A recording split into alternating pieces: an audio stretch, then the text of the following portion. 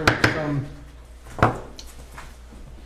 4:34, and we're going to open our session, call to order. And do we have a recommendation for meeting in closed session?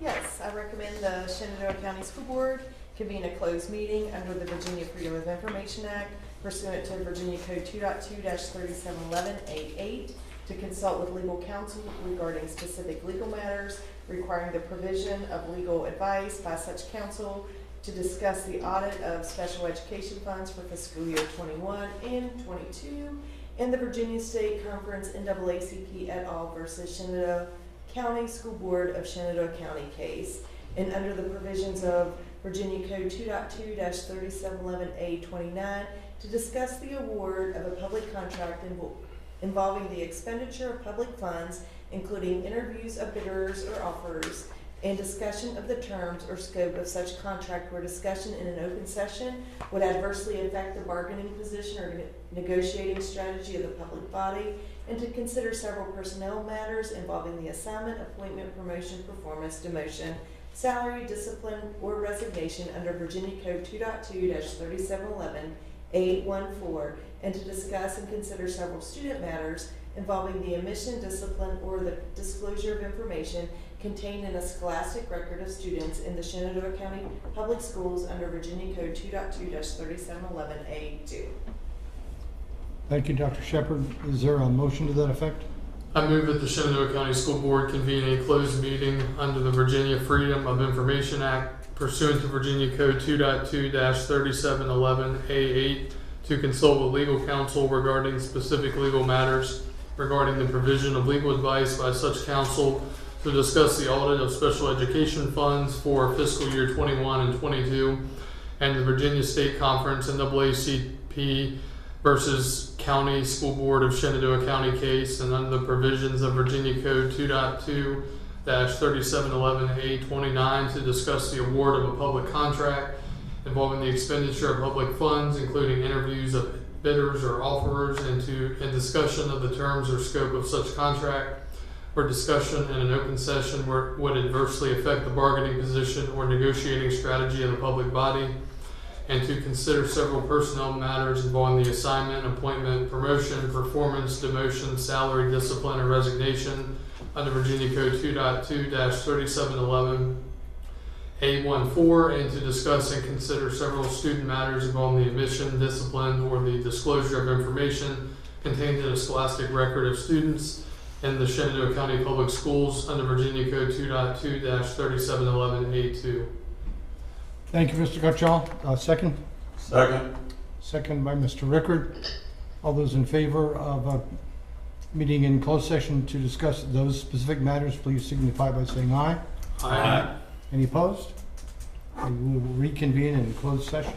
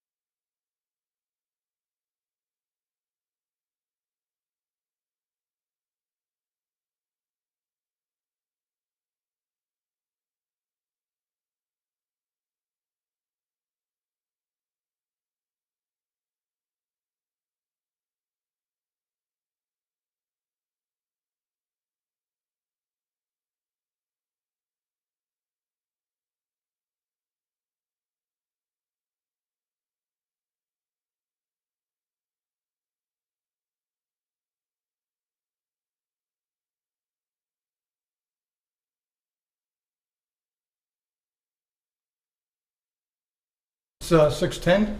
We would like to reconvene in open session. Do I have a motion to reconvene in open session? Move to reconvene in open session. Thank you, Mr. Gutschall. A second? Second.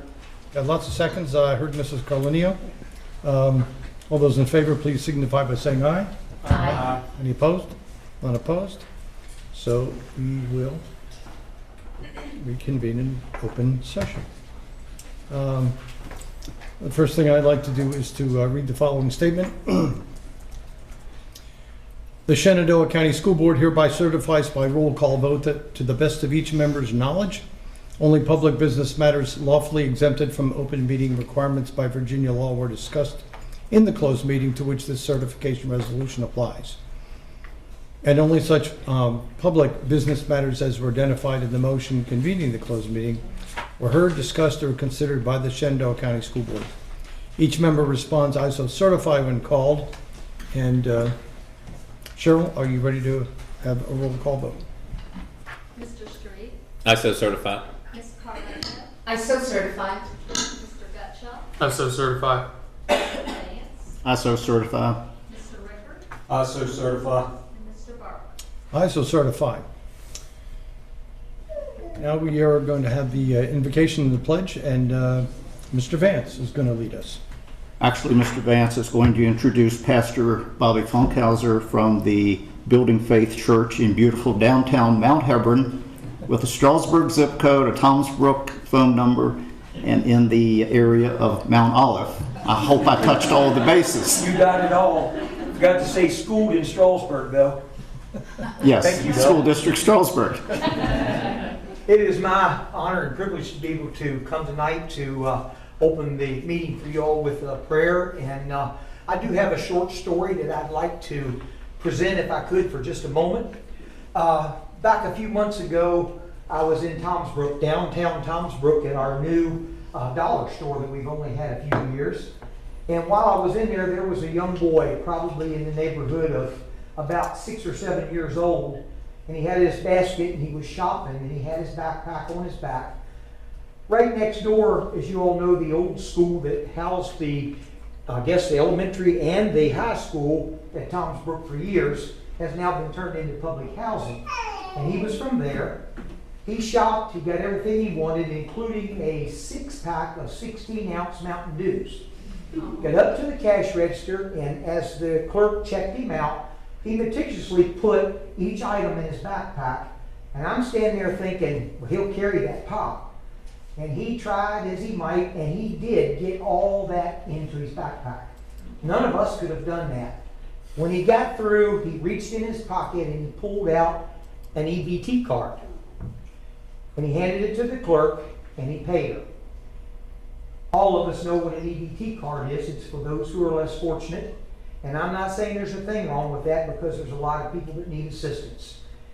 But my thought immediately took me to a piece of scripture, and I was schooled in Strasburg, and I didn't pay attention all the time.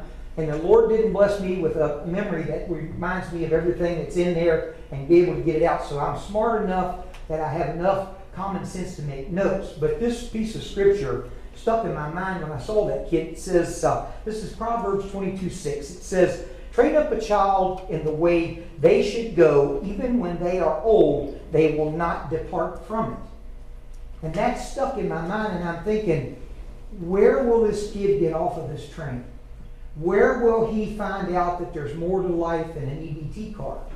When will he find out that he needs to go to work, he needs to get an education, and he needs to get off of the system? If we train our children up to believe all that, they'll never get anywhere.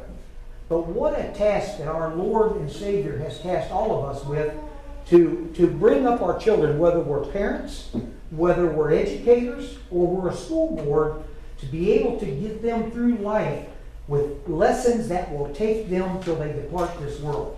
And it's up to all of us to be able to do that.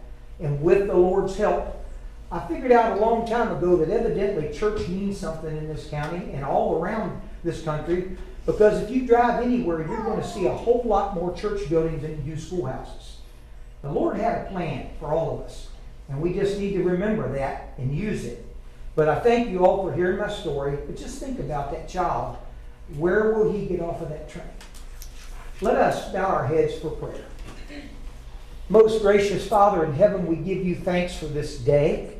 We give you thanks for the bounty that you have provided for each and every one of us, for the opportunities to be educated, for the opportunities to grow in life, to be able to sustain ourselves, but most of all, Lord, to be able to teach our children.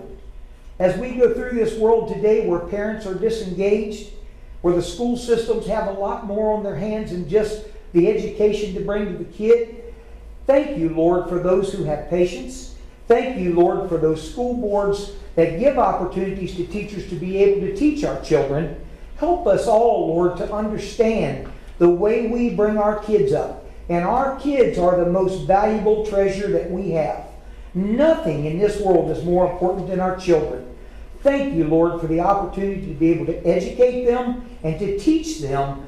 And let us teach them life lessons as well. Common sense, the way life ought to be, but also educate them to know they can be anything that they need to be. Thank you again, Lord, for this day and all that you've done for all of us. Help us, Lord, to be the people you want us to be. Let us share that wonderful love that you had for us. When you gave your one and only Son because you loved us that much, let us give back as well. We pray all this in the name of your Son, Jesus Christ, and we say, Amen. And stand if you are able, and Pastor Funkhauser will lead us in the pledge. I pledge allegiance to the flag of the United States of America and to the republic for which it stands, one nation, under God, indivisible, with liberty and justice for all. Thank you.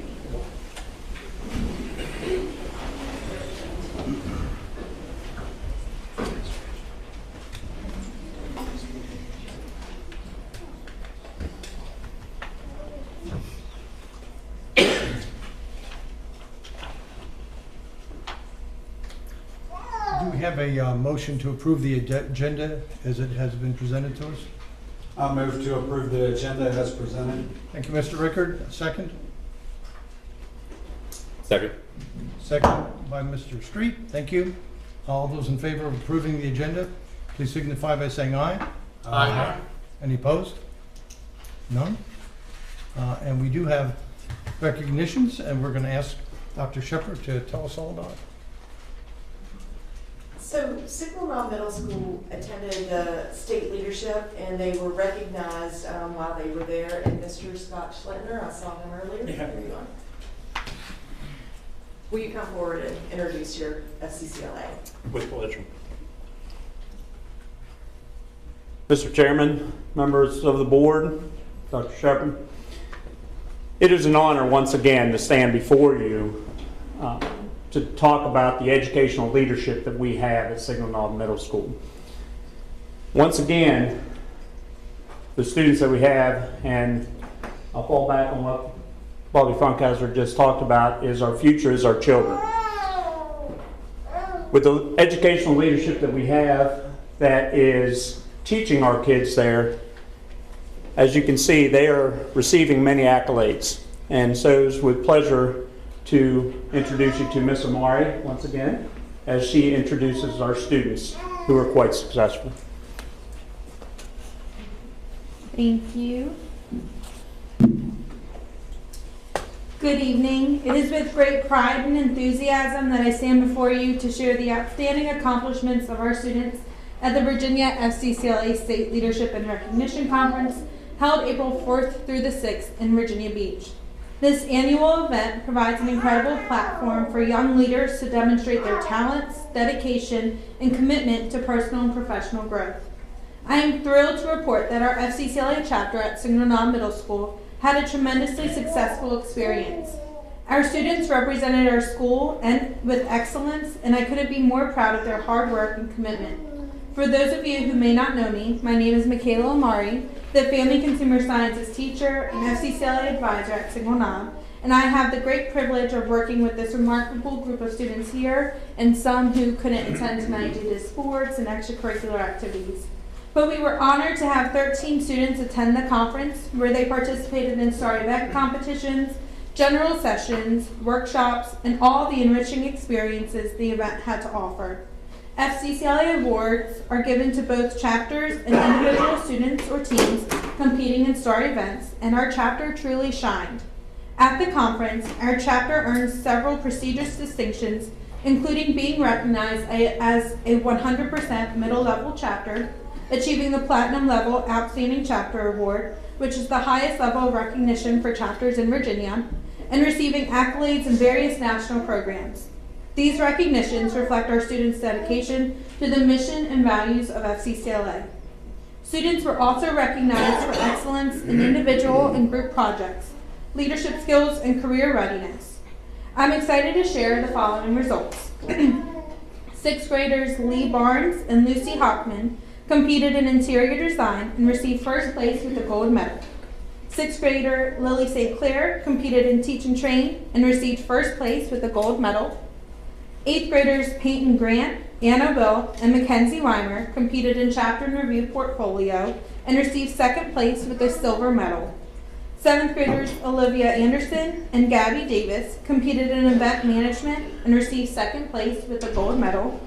Seventh grader Jake Kaiserman competed in sports nutrition and received second place with a silver medal. Seventh grader Liam Ludeman competed in Say Yes to FCS and received third place with a silver medal. Seventh grader Shane Foran and eighth grader Arden Kimmons competed in repurpose and redesign and received third place with a bronze medal. We are thrilled that 10 of our students qualified for the National Leadership Conference in Orlando, Florida this summer, and 9 will be attending and competing from July 4th through the 12th. I'm also incredibly proud to recognize one of our standout students, Sydney McCarter, who just completed her term as the 2024-25 Virginia FCCLA Vice President of Membership. Her service reflects exceptional leadership, dedication, and a true passion for FCCLA's mission. Sydney has been an incredible role model to students across the state, and it is now my pleasure to invite her to share some highlights from her remarkable year. Good evening, everyone. I'm so excited to be here tonight to reflect on my term as the Virginia FCCLA Vice President of Membership. Over the past year, I had an incredible opportunity to collaborate with the State Executive Council to support program development, implementation, and public outreach. Throughout my term, I traveled to numerous meetings, events, and conferences that helped me grow both personally and professionally. Some of my favorite experiences included leading the Virginia delegation at the National Leadership Conference in Seattle last summer, attending the National Fall Leadership Institute in Orlando this past October, judging state competitions at the Virginia State Fair, presenting a college day at George Mason University, planning and launching the Virginia FCCLA membership campaign, visiting chapters across the state, meeting and forming foundation partnerships with local businesses in Shenandoah County, and helping to plan and attend this year's State Leadership and Recognition Conference. At the conclusion of my term, I was honored to receive a gold level scholarship for my work throughout the year. This past year has offered me countless opportunities that have allowed me to grow as a leader and make a lasting impact. I am so grateful of my advisor, administration, chapter, and school board for always supporting me in this role. But my journey isn't over just yet. I'm thrilled to announce that I'll be attending the National Leadership Conference this summer in Orlando, where I will serve as a competitive event room consultant. I'll also represent our chapter on stage as we receive the Families First National Program Award. This award recognizes our chapter's Family Wellness Workshop, an event we hosted in February that provided families in our community with resources and activities that focus on financial literacy, communication and wellness, and family engagement. In recognition of this achievement, our chapter will receive an $1,000 grant, which is a result of the hard work and collaboration of so many of our dedicated members. Before I turn it back over to Ms. Amari, I'd like to take a moment to recognize her for receiving the Kathleen Buchanan Alumni in the Classroom Award, an honor presented annually to a current alumni and associates member in recognition of their outstanding contributions in the classroom. As her students, we couldn't be more prouder. She truly deserves the recognition for the incredible impact she has made on all of us. Thank you. Thank you, Sydney. As she already said, I do want to express my sincere gratitude to our students, administrators, school board members, and parents for their unwavering support and dedication to our organization. Their hard work, determination, and passion have propelled our chapter to new heights and have reinforced our school's reputation for excellence. Thank you for your attention, and I look forward to seeing where their leadership journey takes them in the future, and we hope to be back with lots more success in August from our national conference. Thank you.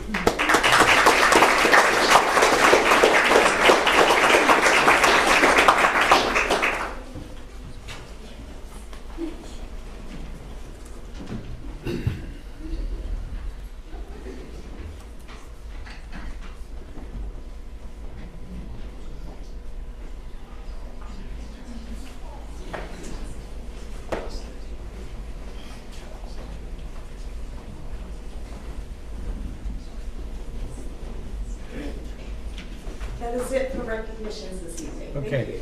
Thank you, Dr. Shepherd. Thanks, Crystal. You're welcome. So now we're ready for a public and staff comment on agenda items and non-agenda items. And looks like we have 2, 4, 6, about 8 speakers who have signed up to speak this evening. So I'd like to make a few general comments about our time to have these public and staff comments. So here we go. The Shenandoah County School Board welcomes public comments from Shenandoah County residents, parents, or guardians, as well as from current students and employees of Shenandoah County Public Schools. School board members do not respond to public comments during the meeting or hearing. Each speaker may speak up to 3 minutes. We allow for about 30 minutes, and I think we'll have plenty of time for that tonight. If there are a large number of speakers, we can accommodate that, but I don't think we're going to have that problem. All comments should address a matter related to Shenandoah County Public Schools. Complaints regarding division employees should be directed to the school principal or an appropriate school division official. The school board expects that each speaker will be courteous, modeling for our students how one can respectfully disagree with others' views. Speakers will address their comments to the entire school board and not to one individual school board member, to the superintendent, to a staff member, nor to the audience. Speakers will not engage in personal attacks. The speakers have signed up on a document provided by the clerk that I've been handed, and that indicates their role as stakeholders with valid addresses. So the speakers will be called in order in which they've signed up, and if time allows, we can allow for additional comments. And our first speaker is Jessica Hoyt.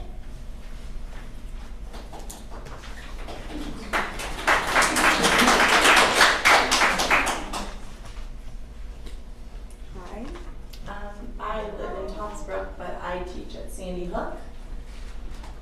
Good evening, Dr. Shepherd and members of the school board. I come to you today as a parent, teacher, and community member, deeply concerned about prioritizing funding for Triplet Tech over our elementary schools. My father, a skilled carpenter, attended Triplet Tech. The training he received there helped support our family. I recognize the value of career and technical education. It has its place, but not every student is ready for it. And we must not overlook the importance of foundational education. My daughter just went through the Triplet Tech interview process. It was challenging, and I'm proud of her, but that process matters. It teaches effort, readiness, and that opportunities must be earned. If we remove that selectivity, we risk sending the wrong message and setting students up to fail. Triplet Tech should be turning kids away from their programs. That's how any other application process works. A few years ago, my father asked if any carpentry students at Triplet Tech could intern with him over the summer. He was told they weren't competent. That's a reality we can't ignore. Some students need more time developing reading, math, and basic skills before moving into specialized programs. Our elementary schools, W.W. Robinson and Sandy Hook Elementary School, are overcrowded. We don't have space for assemblies. The cafeteria is full and traffic is a nightmare. These are real issues affecting real kids every day. Additions to our schools are not the answer and will only add to the problem. I spoke with the superintendent at the regional jail. Out of 250 inmates, only 85 have a high school diploma. If a child isn't reading by 3rd grade, the risk of future failure skyrockets. 85% of juveniles in detention centers are illiterate. These numbers are alarming, and they point to a foundational problem. This isn't about dismissing career tech, it's about priorities. Every child deserves strong reading and math skills before anything else. Every child deserves a school board that will vote to prioritize their right to a free, appropriate public education. Every child deserves to have adults in their corner, people who will stand up and advocate for them. Let's invest where it counts most, at the beginning.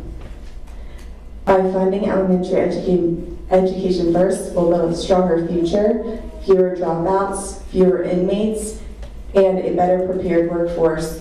We don't need more triplet tech right now. We need better prepared kids. Thank you for allowing me to speak. I didn't come here just to be heard with my shaky voice. I came here hoping you'd listen. And if you did, truly thank you.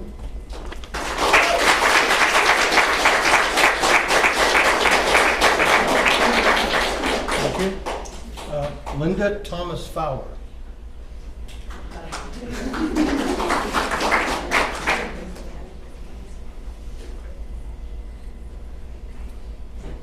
Transgender issues have been politicized in the last year, and it is important that all of us step back and take a moment to understand the consequences of our actions. Many so-called conservative voices advocate for shunning transgender people and rejecting what they tell us about themselves. I believe that is not a conservative value, to reject people simply for who they are. While issues of gender are complex, how we handle those needn't be. It is a simple thing to say to someone, "I believe you, how can I help you?"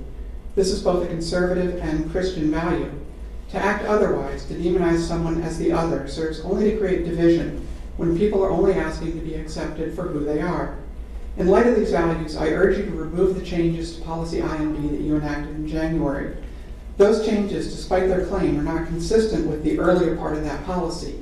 They are in direct conflict with it. It is clear the board recognizes this, as there are now 3 potential revisions to this policy. However, none of them fix this. Drafts 2 and 3 do at least make it clear that the policy does not supersede policy GBAB/JFHAB, but this is only a slight improvement. First, it misdefines gender identity, and any policy based on a factually incorrect definition is fundamentally broken. Before anyone points out that this is the same definition used in Donald Trump's executive orders, be aware that the courts have struck down this ban targeting the treatment of students in grade schools. While these cases are still pending, every court has been critical of the overt animus in these orders. The rest of us should take a lesson from that. We should base policy on facts, respect for our fellow people, and the recognition that the world and life are more complex than we often like. Instead, we should seek to understand and help those that happen to be different from the rest of us. That is not controversial. That is simple human decency. Second, a policy that creates a taboo subject isn't about education. It is an attempt to make a group of people officially invisible. It is an attempt to pretend that a subject does not exist. By making it taboo, it creates an environment where misinformation, disinformation, and prejudice can flourish. This is not the kind of environment we want to create for our children. Instead of pretending that they don't exist, let us create a school where all children are welcomed and where we can create true learning and understanding and not live in a dark age of forbidden subjects and systematized animus. Instead, I urge the board and the school system as a whole to reach out to those that have experience with transgender issues, such as parents of students and organizations that work with transgender people, to ensure that our students are well educated and in an environment that can promote their well-being. You can be the leaders that help to create an environment where all students are welcome, or you can be the face of a school system that shows students that prejudice is thriving in America. Please choose the path that cares for all of our children. Thank you.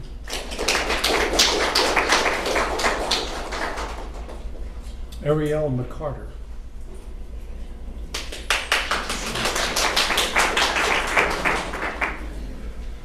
Good evening.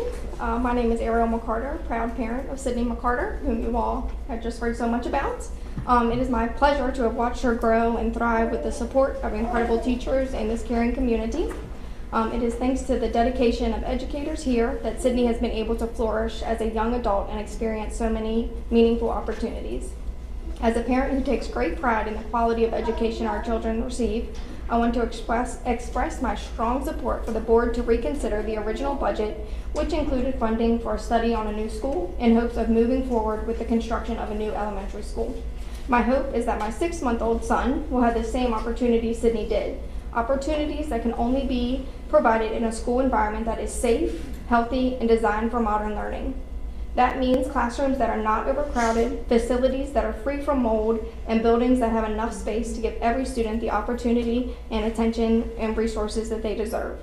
I am proud to have been a student at Triplet Tech and deeply value the educational opportunities it has offered to our older students.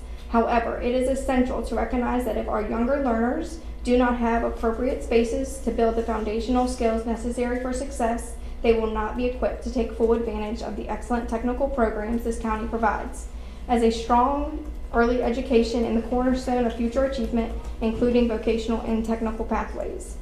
I'm deeply concerned that without the board's approval for a new elementary school, our current and future students will not be afforded the same enrichment experiences that have helped shape students like Sydney.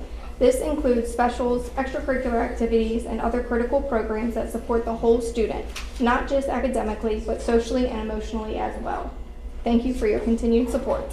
Thank you.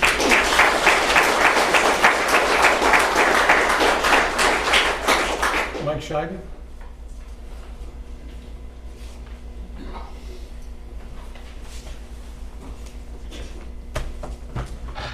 Mike Scheibe, Quicksburg, District 1. Good evening, school board members, Dr. Shepard, and staff. Before I begin, I want to take a moment to recognize and thank our incredible teachers across our district and our division. It's Teacher Appreciation Week, so thank you for all the teachers do in and out of the schools. They're the backbone of our schools, and they are shaping the future of elementary all the way through career technical school and upwards. So I want to talk tonight about the overcrowding in the schools. We're hearing a lot of people talk about building new elementary schools, maybe adding on. The realization there is, the reality is, even if we started that process today, we are years away from it coming to fruition. So in the meantime, what do we do?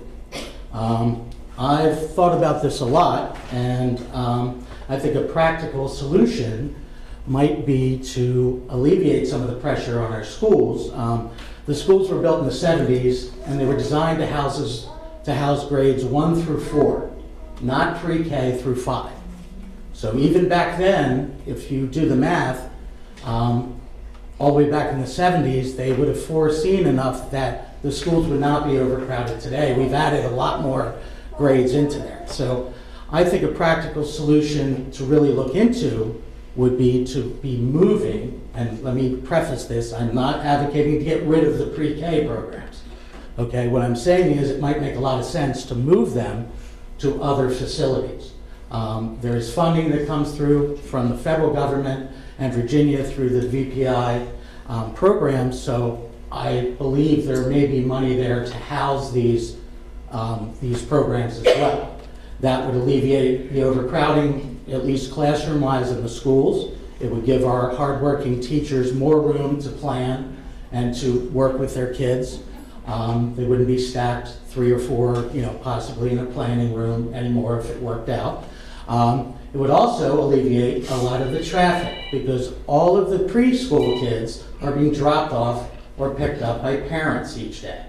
So this is not a fix the problem, but this is, I think, a way to really maybe give us some more time to figure out the best avenue. The other issue with building or adding on is we don't know if the Board of Supervisors is going to fund it. So we can ask all we want, but it's not this board's ultimate decision. So, but I strongly urge for a path forward that we look into possibly moving the pre-K to other facilities. So, thank you, and I appreciate the time to talk. Thank you. Thank you.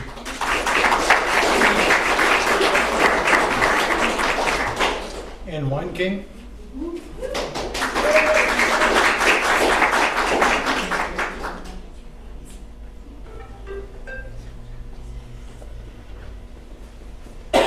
Dear board members, Superintendent Shepherd, and residents of Shenandoah County, tonight is the night that you have the power and opportunity to propose to the Board of Supervisors where the educational funds for our schools will have the most impact for the future needs of our students and staff. This evening, I want you to focus on these two words, wants versus needs. I've attended almost every meeting this school year, and the majority of the discussions have been about a new or renovated triplet tech. At the September 23rd board meeting, RRN Architects and Dr. Shepherd presented a 61-page slide presentation with over 30 of those dedicated to that project alone. A project projected to cost $60 million, whether it was a renovation or a rebuild. In April of 2024, when last year's budget was being proposed by the central office, there was not one CIP budget item earmarked for triplet tech.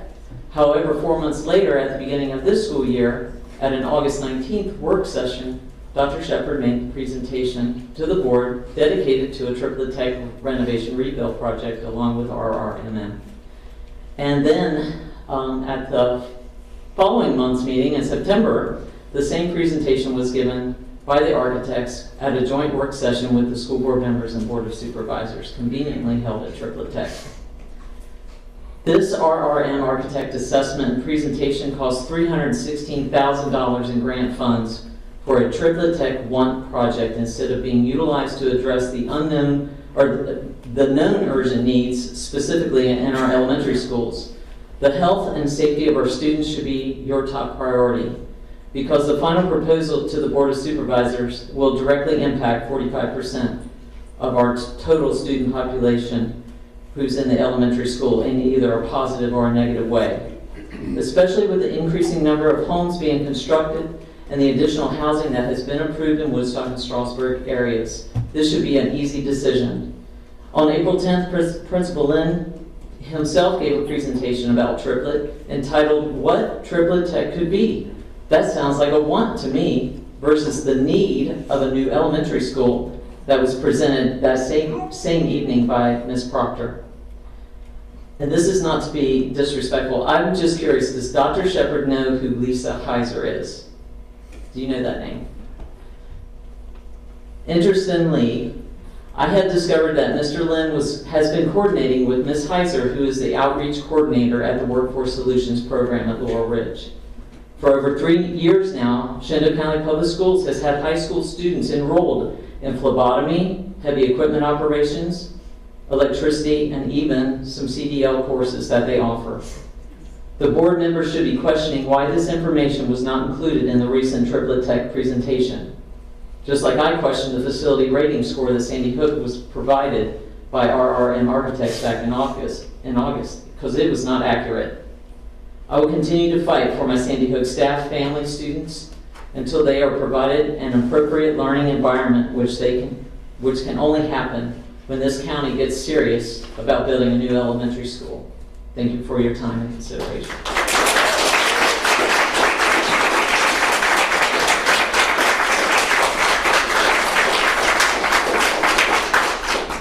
Crystal Howard. I don't need to go anymore. She finished. She was my backup. Okay. Kara Morozic.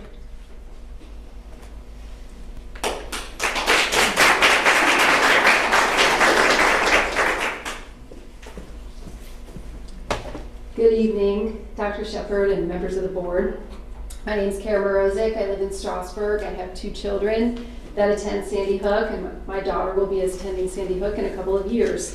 I've spoken several times at the board meetings today, and today I'm hoping to refocus on your advocacy role. So in your board norm, one of the board norms is advocate for quality public education. Now, our schools, infrastructure, staff, teachers, they are an asset. They are the biggest asset that we have in this county. So when you're taking on that role as an advocate for that asset on behalf of all of our county residents, I urge you not to just decide for what's good in the moment, but rather let's focus more on the long term. The capital improvement decisions that you're making today will impact for the next 20 or 30 years or more. There's been so much focus on, the discrete cost categories and necessary and urgent and this and that, which is obviously extremely important, where we're getting our funding and how we're going to allocate it. But thinking it as an advocate, the question that I think rarely gets raised or discussed out loud is, what is going to be in the best interests of our kids? And the short-term reactionary decisions is what got us, what Mr. Vance points out frequently, this 90s gym with drywall where you can't bounce balls in there and really function as a gym. Dare I say it's also what got us 2 large elementary schools across a 2-lane road, across a river with all of the traffic and the safety issues that has also led to.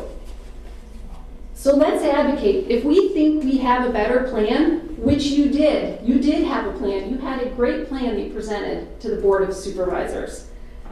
I agree with that plan. Let's continue to find ways to fund those capital improvements, the ones that we know need to be made now, and let's not abandon the plan for going for the new school or getting the studies for all of the facility improvements that are needed, rather than trying to do this Band-Aid fix as a reaction. Let's continue to push and advocate for that. And it's difficult and it's hard, but we have other represented officials in this county that you are constituents of as well. So I urge you to work with them in that role as an advocate. Thank you. Thank you.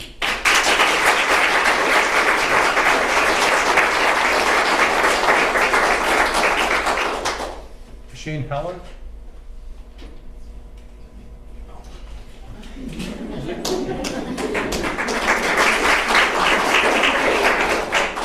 I'm Shane Waller. I apologize. I can't really hear very well anymore. I'm here to talk about, I know you all were discussing the capital improvement plan now in light of the recent funding decision by the Board of Supervisors. And I think that the general consensus, it seems like, is the idea now is let's find a low-cost option because we don't know if the Board of Supervisors is going to fund what we'd like to do. I'd like to take a step back for a moment, though, and ask, was the Board of Supervisors' decision reasonable? The capital improvement plan that you sent them, they funded barely a fifth of, about 20% of what you sent them. They gave you. You told them that $3 million of maintenance was needed at the schools, and they wouldn't even fund that. So is that decision a reasonable decision? I would suggest that it isn't. When they won't fully fund what is actually urgent, that's not a reasonable decision. Looking at it another way, did you pack that capital improvement plan with 80% fluff, 80% of unnecessary items?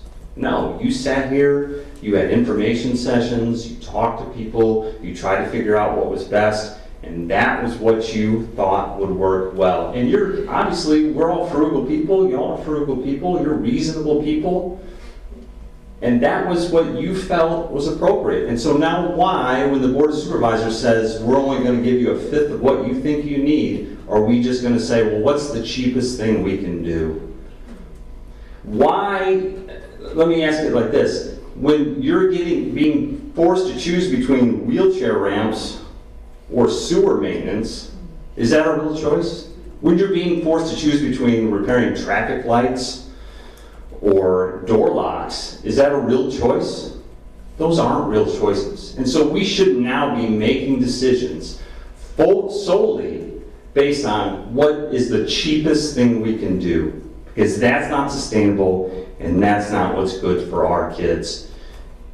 You know, some people would say that the Board of Supervisors with that funding decision is out of touch. They could even say that they're disconnected with what our schools really would mean. But I would suggest that it's not a serious funding decision, and we shouldn't treat it as serious, and it shouldn't drive your choices with regard to the capital improvement plan.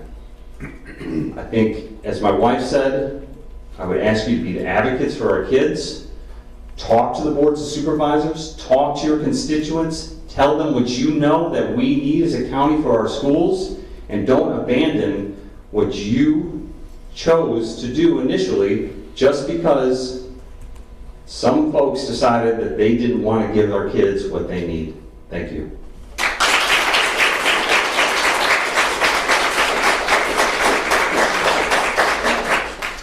Thank you.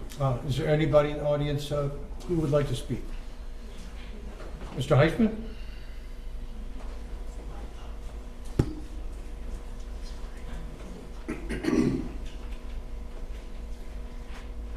Good evening, school board members, Dr. Shepard. Steve Heisman is my name, District 2, Connickville area. After a story like we heard at the beginning of the meeting with the invocation and such, I have to once again stand here and give a big shout out and praise to the successful year that the weekday religious education just finished up a couple weeks ago. They finished with 167 students enrolled, and they had 3 very good ceremonies at each campus location. And we want to thank you all very much for supporting that. And also the Spring Forward program, Zion Lutheran's after school tutoring and enrichment program concluded their academic year this past week. That happens to be the church that I attend. We want to say a special thanks to Principal Dorman at Stonewall Jackson High School for encouraging some of their students to be tutors, and we're especially blessed with Mr. Michael Loy, who will be graduating next week. We're further blessed with the skilled leadership of Jane Perry, who is a retired administrator and educator, as well as many tutors that help on a weekly basis, which include your parliamentarian, Joe Bowman, and his wife, Sharon. It is a great program that we are honored to share with the community, and we look forward to next year. Thank you very much. Thank you. All right. We're going to move to the consent agenda. We have a number of reports and different activities that library purchase materials, annual plan, so forth. Can I have a motion that we accept the consent agenda? Move to approve the consent agenda as presented. Thank you. Mr. Gutschall, we have a second to approve the consent agenda. Second. Second by Mr. Rickard. All those in favor, please signify by saying aye. Aye. Any opposed? None? And so we'll move on to the instructional agenda. And I see the proctor's approaching the podium. So we're going to hear about the math textbook adoption, correct? Good evening, Chairman Barlow, board members, Dr. Shepard. This evening we're going to be talking with you about our elementary math textbooks. We are a little behind the schedule for about a month. The elementary teachers had a late edition that we wanted them to review so that we could make sure that we had an informed decision before we went to our final decision on which math textbook to adopt. So Ms. Gabello's here to kind of take you through that process and share with you what our recommendation is. Where's the clicker? I don't see a clicker. I don't see a clicker.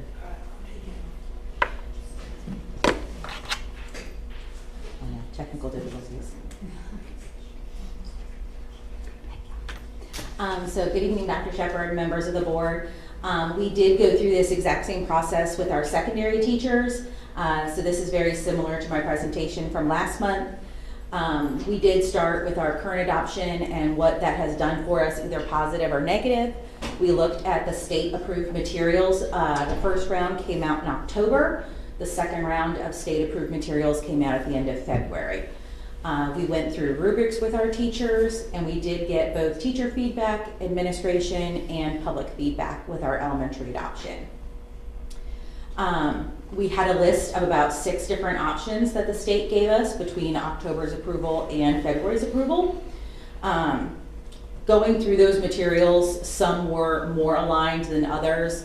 Some had more technology components, some were hardback textbooks versus consumable textbooks, so lots of different options for our teachers to look at. Administration was heavily relied on to provide reviews to our teachers and bring us feedback from them. We looked with our both principals and teachers about what their needs and wants were. And number one for our teachers was a textbook that is better aligned than the textbook we have this year. We had our teachers go through the rubric with each textbook that we reviewed. So they did submit 3 rubrics, every team of teachers did. And we did make the rubrics available for public comment. They were available at each elementary school along with the samples of textbooks.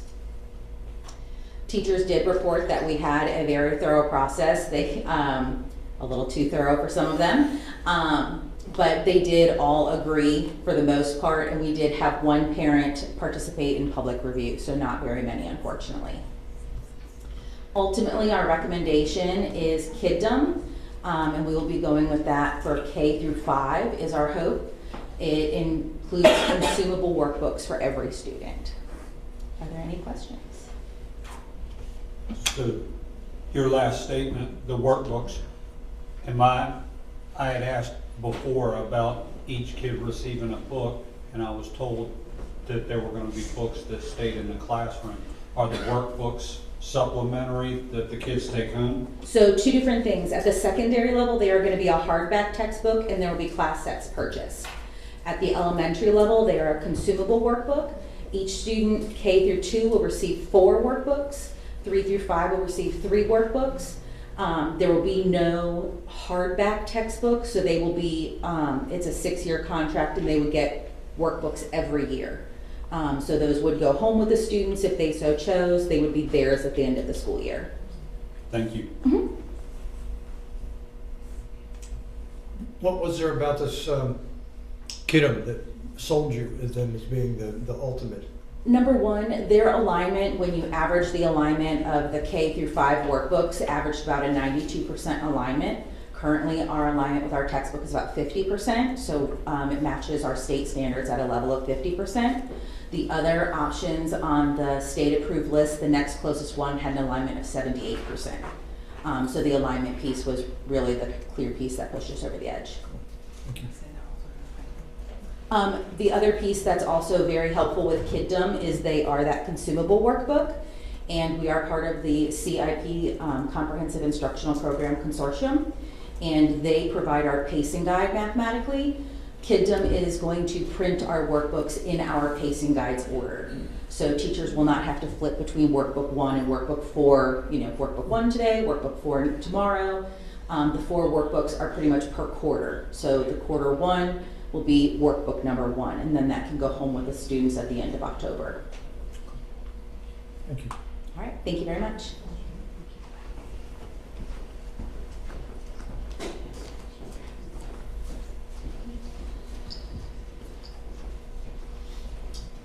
Library book materials purchase. Dr. Shepard. Yes, thank you. So monthly, we will have a library book materials purchase on our agenda. This is the book list for April. We posted the draft list on the website on April the 23rd. We leave it up for a couple of weeks for any comment. List is up for information at this school board meeting. The recommendation for approval will be on the set agenda at the Thursday, June 12th school board meeting. Be happy to answer any questions. Have we had any questions from the public? We have not. Thank you.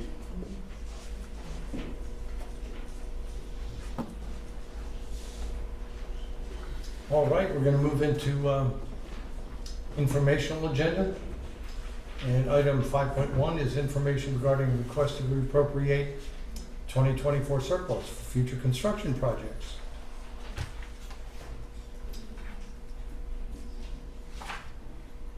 So I'm just going to review some information that was presented at the April 28th meeting. Just a review of our student enrollment. I took a few slides out, so it's not identical to the April 28th meeting, but you'll notice that we, 12, 13 years ago, we were at 6,000 students. The light blue line is pre-K through 12, and the dark blue line is K-12. And you'll notice there's been a decline since 2012-13 through 2022-23, and since 22-23 we've had a slight uptick. So we anticipate, I think the next slide will be birth rate. No, our enrollment trends at our elementary school. You'll notice that at Ashby Lee Elementary School, there was a significant uptick 2 years ago, and that was because we moved the 5th grade students back to Ashby Lee Elementary School to make room at Stonewall Jackson High School for Governor School. You'll notice there's been a decline at Sandy Hook Elementary School for the last 12 years, slight decline, and then also W.W. Robinson, there was a decline and then a slight uptick recently. Middle schools, very similar. North Fork Middle School lost their 5th grade students to Ashby Lee Elementary School, but gained their 8th grade students from Stonewall Jackson, so you will not see any major change in their enrollment. But at Peter Muhlenberg, we mentioned during budget cycle that we've had an uptick of students at Peter Muhlenberg Middle School, and you can see that there. And then also at Signal Knob Middle School, you'll see a slight uptick the last couple of years, but really a decline since 2020. I think it's 2012, 2013. And then in our high schools. Central High School, again, you'll see the decline over the last couple of years. At Stonewall Jackson High School, you'll see a significant decline 2 years ago, and that's because the 8th grade students went back to North Fork Middle School. And then at Strasburg High School, you'll see the decline and then the slight uptick that the division level shows. And then this is our birth rate. So you will notice in 2020 our birth rate increased fairly significantly from previous years. It's not necessarily at an all-time high, but it's top third there on the list. And then over the last the 21-22 year, it declined, and the 22 year is the lowest it's been since 2000. So here are the numbers for the classes. You will notice that our 2020 students will be our kindergarten class for this upcoming year. We're interested in seeing our kindergarten numbers. We, in the next month, we should be able to predict how many kindergarten students we'll have. And then this slide is the approved housing developments. I know this is a busy slide, but over at the right there's a summary. At Strasburg, there are 320 homes that have been approved and are on the books for building. So the number is 320 homes, approximately 0.42 students per home at 145 students. So if you think, spread that over 13 grade level, 13 grade levels, kindergarten through 12, you'll notice that's about 11 students per grade level. Over the next, these are the houses that are on the books. You'll notice when you drive by Food Line, the townhomes right across from Food Line are going up fairly quickly. So we should see an increase in student enrollment due to those townhomes this coming school year. The greater growth, though, potential could be in Woodstock, where we have 873 homes already on the books, and then Edinburgh, an additional 30 homes. That all those homes students would go to the central campus. So approximately, using the same formula, approximately 395 students would go to Central from the homes that are being built in Woodstock, and then approximately 14 students. So about a little over 410 students from those two areas. What I don't have on here are the homes from Murraytown or the homes being built in Tomsbrook. And I know there are a few homes that are slated that are being built there. So, but these are the housing developments that are on the books currently. They've already been approved. And I think I heard somewhere that there may have been another one approved last week, another subdivision. Would that be included in there? Or So no? it is not. This is as of October the 8th. Okay, so yes, anything October approved the since 8th. then, Yes. it's nothing.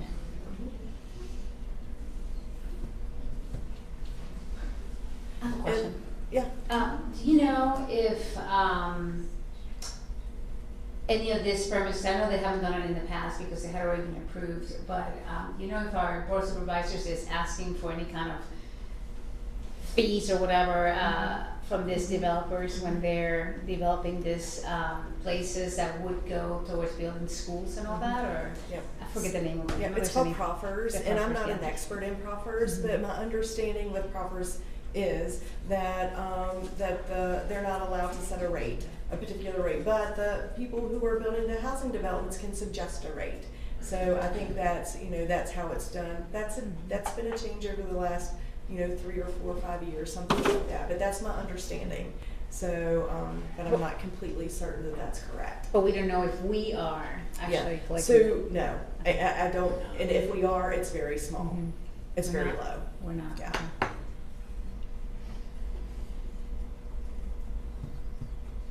And so here are the options, and I know that's very small. So I made a handout, full-size handout, that has the extras, if anybody wants them.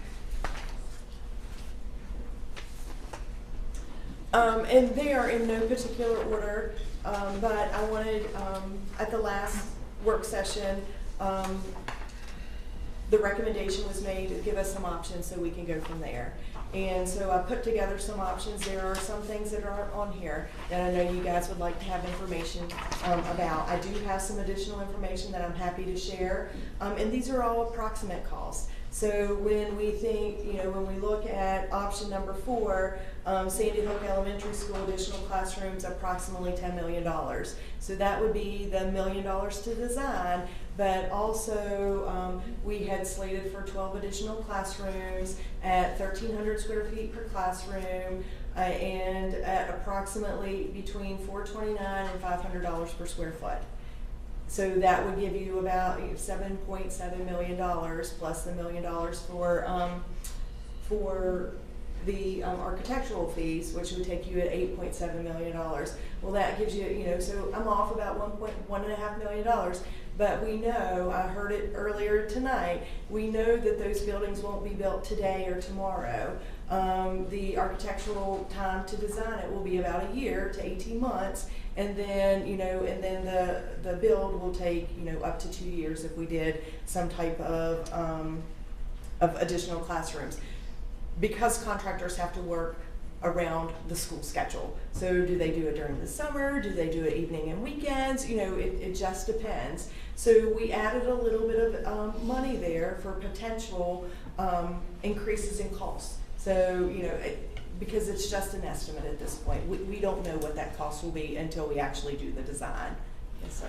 And I think it's important that we note also, it's been floating around this 6.4, almost $6.5 million figure. But what we need to make clear is we don't know what we're going to get. This money is not money in our pocket right now. We can ask for $10 million in different cases, but we always know when we make a budget, we're going to get half of that maybe. So that's my concern with this document. I know that we have to present something. The odds of us getting this figure is probably 1%, this exact figure. From the conversations that I've had, some members of the Board of Supervisors would like to return most of it, but it comes down to them deciding on that. So we have to continue to plan like we're not going to get this money.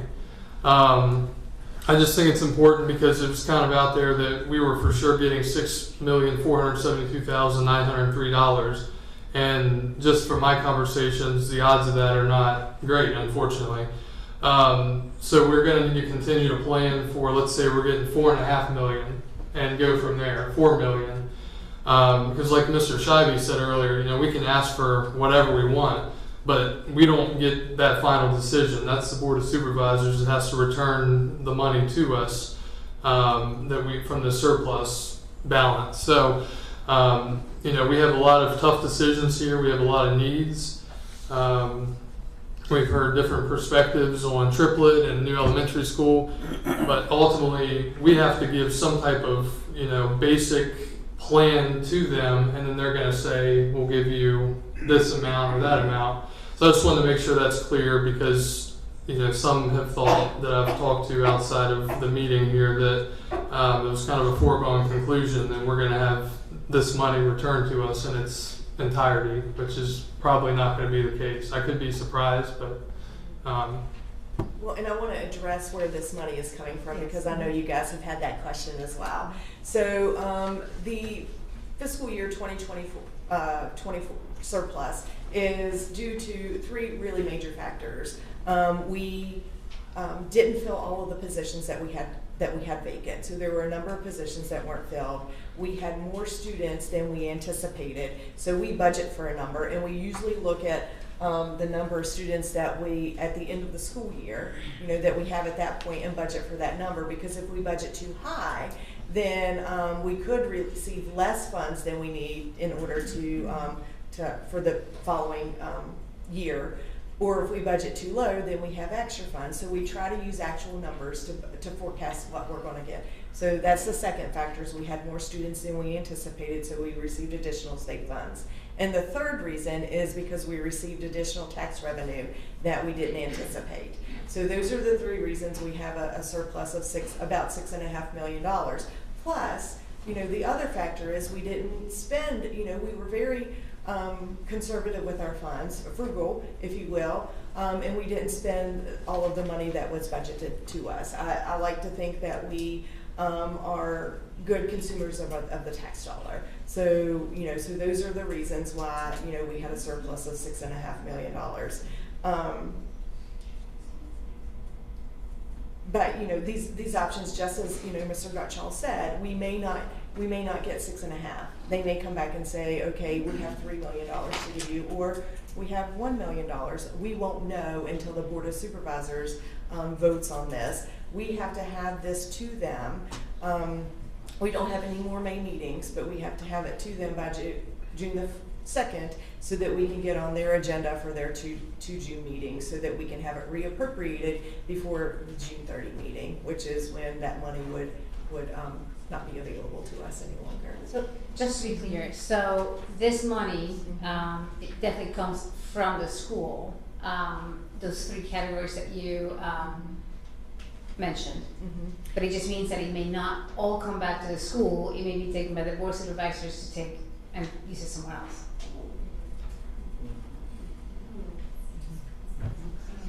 Where do they use it? I just want to remind all of us, back when we were looking at the CIP originally, we all chose option C, which was a new triplet tech or a renovated triplet tech and a new elementary school. And I think we were all in unanimous agreement that if we had to choose one over the other as far as priority, we went with the new elementary school. So there again, I've got to continue to advocate for that. I mean, originally I emailed all of you guys. Dennis said he'd like an open discussion on these options. I looked them over. Originally, Tom and I had met out at Sandy Hook and walked that and talked about it, and we had numerous. Hold on one second. So I want to get a ruling from our parliamentarian. What we have had so far is an information brief on how we got to where we are. And there have been various questions that are clarifying questions. Now, if we're going into arguments for and against, not here, not now, clarifying questions. There is a good question as to when, and we have a work session before this or not? Because if we don't, then we're gonna have to make the decision. We're actually on board for an action tonight. That's correct. Okay, so when we get to the action item, have at it, and each of us will at that point. Okay, you okay with that, Mike? Sounds good. All right, good, okay. I have two other pieces of information before we move on, because I know there was some questions about this. So I know one of the questions is, if we did anything to our transportation building, what would that cost? And the numbers are, if we removed the windows and replaced the windows and installed a door, added a storage building, and then added a couple of offices. That the total cost of that would be right at estimated at $490,000. We have $200,000 available for that. That was in the CIP from last year, which then leaves about $290,000 needed to do that complete project. So wanted to share that information with you. And then also, I know there was a question about putting additional temporary spaces at Sandy Hook Elementary School to help with the teachers who are doubled up or tripled up or 4 to a room. And I would like to recommend there that we don't go back with a big, large modular unit that would be 12 classrooms, because that would take the space if we renovated the space and added additional classrooms, that would take that space. But could we live with 2 to 3 modular units that could alleviate the overcrowding issue there? And those are to the tune of $100,000 a piece. I would recommend that we lease them so that they're not permanent, and that, but it would also cost about $100,000 a piece, and it would also cost about $75,000 to get them connected to electricity and water and sewer and things like that. Dave, do you know that? What do you say? To connect the modular units to the electricity, the number was $75,000. Is that each or total? No, that was total. Okay. Why? Just to clarify, why would we be running water and sewer out to them? So I would hope, depending on if they're classrooms, we would want to have bathroom facilities in there. We didn't have that previously. But if we had a classroom out there, to make it more safe, we would likely want those kids to have a restroom facility there, so kids aren't being unescorted back to the main building. That's my opinion. There could be others, so. There'll be one bathroom for all of them. Yes. So the $75,000, that covered Electricity, plumbing, water, and sewer, yeah. Oh, okay. Alarm, fire and alarm, intercoms, clocks. So we're looking at temporary trailers that have bathrooms in them. Okay, thank you. I have one more question. Just because when we're looking at we obviously have a lack of space, and we've heard from a lot of people, so that I don't doubt that at all. But I do get questions from, we did see the enrollment has gone down from other years. Why is that? Is that because there's more requirements for more programs? Is it sped? Why are we short on space if our enrollment has gone down? I guess this question. We had trailers there before. There were modular units there. There were 12 classrooms, yeah, but those modular units were falling apart. Okay. So doing those, so that's why we didn't have a plan before. Got it.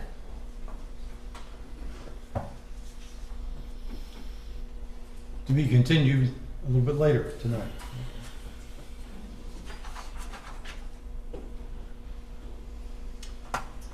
(5.2), Dr. Shepherd. Yes, resolution for Virginia High School League. At the April 10th school board meeting, during school board member comments, the school board member requested that an agenda item be added to the May 8th meeting regarding the Virginia High School League's implementation of President Trump's executive order 14,201, dated February 5th, titled Keeping Men Out of Women's Sports. The school board member drafted a resolution titled Resolution on Improving the Virginia High School League's Implementation of President Trump's Executive Order of February 5th, 2025, Keeping Men Out of Women's Sports. The resolution acknowledges the VHSL's role in promoting sportsmanship and providing guidance to member schools, and expresses concern over the league's current interim approach, which relies on self-reporting and lacks a clear enforcement mechanism.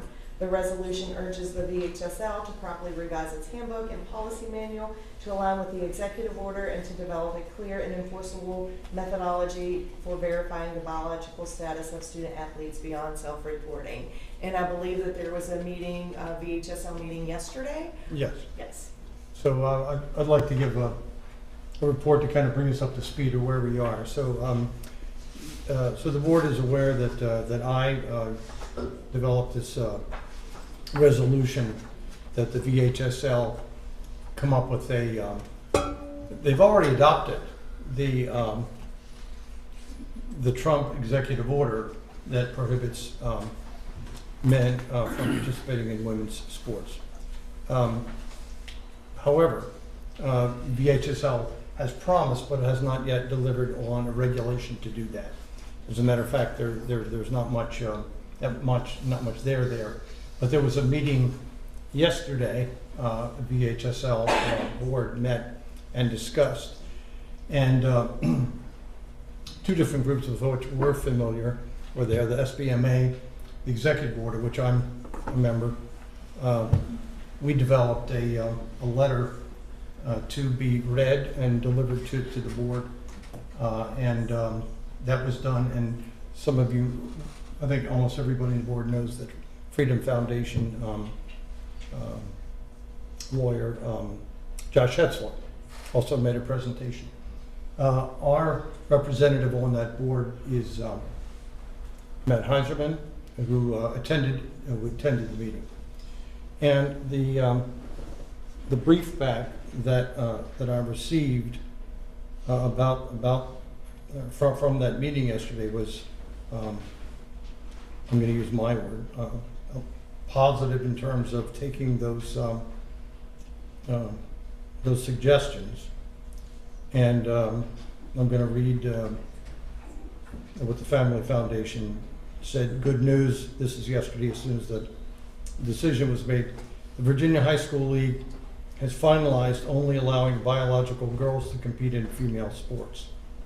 And then the Family Foundation says, shout out to Speak Up Charlottesville team who spoke at the meeting in support of the policy, as well as the School Board Member Alliance of Virginia.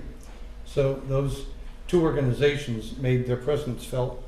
Just for your knowledge, the speaker for SBMA was Antonin Scalia's youngest daughter, Meg Bryce, who was on the executive board, and she brought some female athletes with her who testified. So apparently that went very well. Again, my view.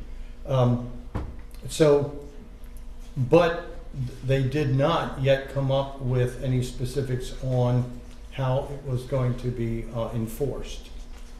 And so my bottom line is, I think we still need to proceed with our proposal that we would send to the VHSL as to how, and more specifically, we would like to see that done. Now, again, this is a resolution, it's not policy, and it's short term. It's just shot out of the barrel for them to consider, but it seems like the time is ripe for us to follow up on that. So since we've now had it for information, we can take it for action at our next regularly scheduled meeting, I think, if we're so inclined. Is that fair enough? Any other questions? Okay. Dr. Shepard, information on the night lock door security devices. Thank you. At the request of a student from North Fork Middle School, members of the school board and school board office staff have explored the feasibility of implementing night lock door security devices as an additional layer of protection against potential threats.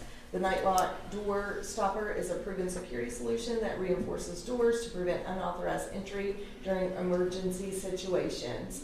Used in schools across the country, this device has demonstrated its effectiveness by delaying or preventing access to classrooms by providing critical extra time.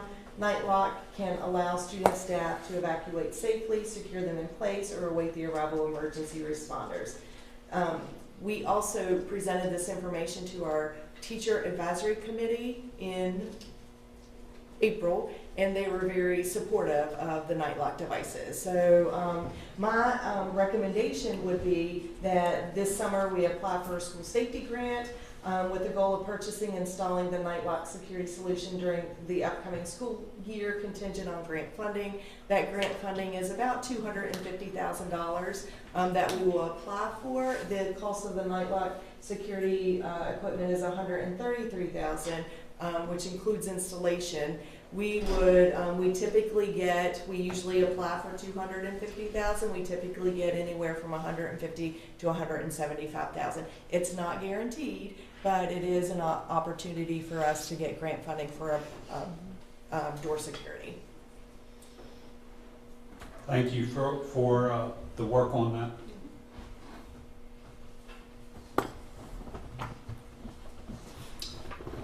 And 5.4 is the request to increase fiscal year 2025 operating budget. And Ms. Campbell is approaching the podium.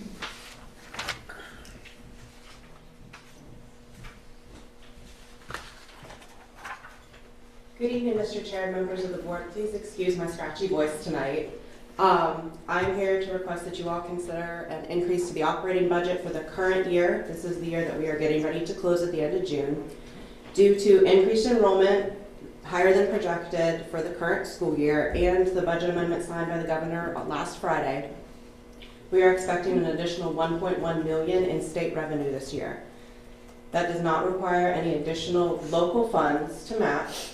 The bulk of this revenue is tied to a bonus that was written in by the General Assembly. It's $1,000 for every SOQ or Standards of Quality position. We are hoping to use this $1.1 million in total to give a $1,000 bonus to all of our staff, $500 for part-time staff during the May payroll in order to comply with the amendment the governor signed of a June 1 issuance of a $1,000 bonus. Any excess funds related to this $1.1 million will be used for operating maintenance in the building. Mr. Orts definitely can spend it. Happy to take any questions. That last part that you added about the maintenance, is that allowable under? Yes. Cool. Thank you. Are you sure the teachers want this bonus? I don't think so. Yeah. I don't think they want it. We'll take it. Thank you. Thanks, Kate.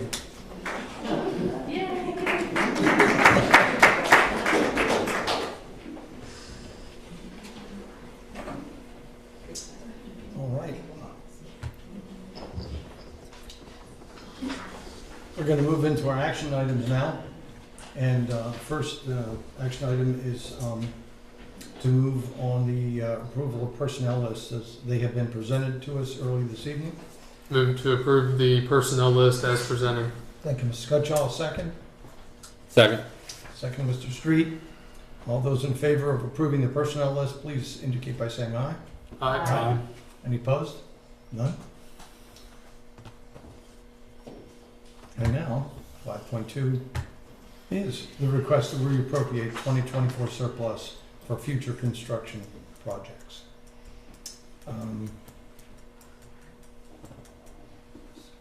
So, Mr. Parliamentarian, so are we ready to entertain a motion for adoption of one of these options? So is there anybody who would like to make a motion for one of them? I mean, would this be where Mr. Rickard can supply his amendment, or is that done after, or? Anybody on this board can make a motion for any one of those options if they want to, so that's where we are. I'd like to make a motion to add another option.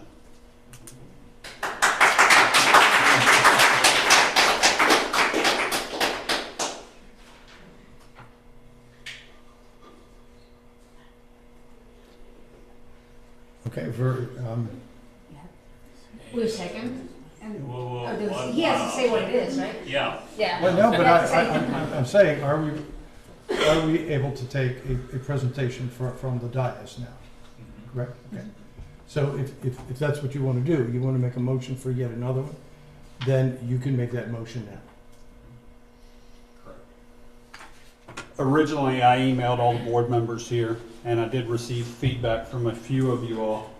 Dennis had asked us to go through this and kind of look at it and see what we were in favor of. And as I went through, there's a lot of great options on there. However, I went back to what we talked about when we talked about the CIP and how we originally went with option C, which was a new triplet tech or a new elementary school, and we all said, you know, if we had to choose one over the other, we would go with the new elementary school. Having a wife that works in the elementary school, I can tell you just within the past 2 weeks, our transportation department had to scramble. They weren't expecting kids to already be moving into those townhouses, so those streets are not on any of the maps yet. So through brainstorming with Crystal and Kim and my wife, they came up with an option where there's a bus that passes right by there on Route 11. And the bus stops on Route 11, picks the kids up, drops the kids off. So that all worked out. My wife also told me that they're seeing record numbers of registration, kindergarten registration this year. Being an employee there for the past 11 years, she knows what they average about this time of year. We need a motion. Okay. I move to go with the new elementary school first and foremost. The plans for it at least. Next after that, I think we need to, if we're going to go with the new elementary school, we should probably hold off on the renovations of the HVAC and the carpet. But I think we need to get the roof replaced, as Dr. Shepard recommended, on Stonewall Jackson High School and Strasburg High School.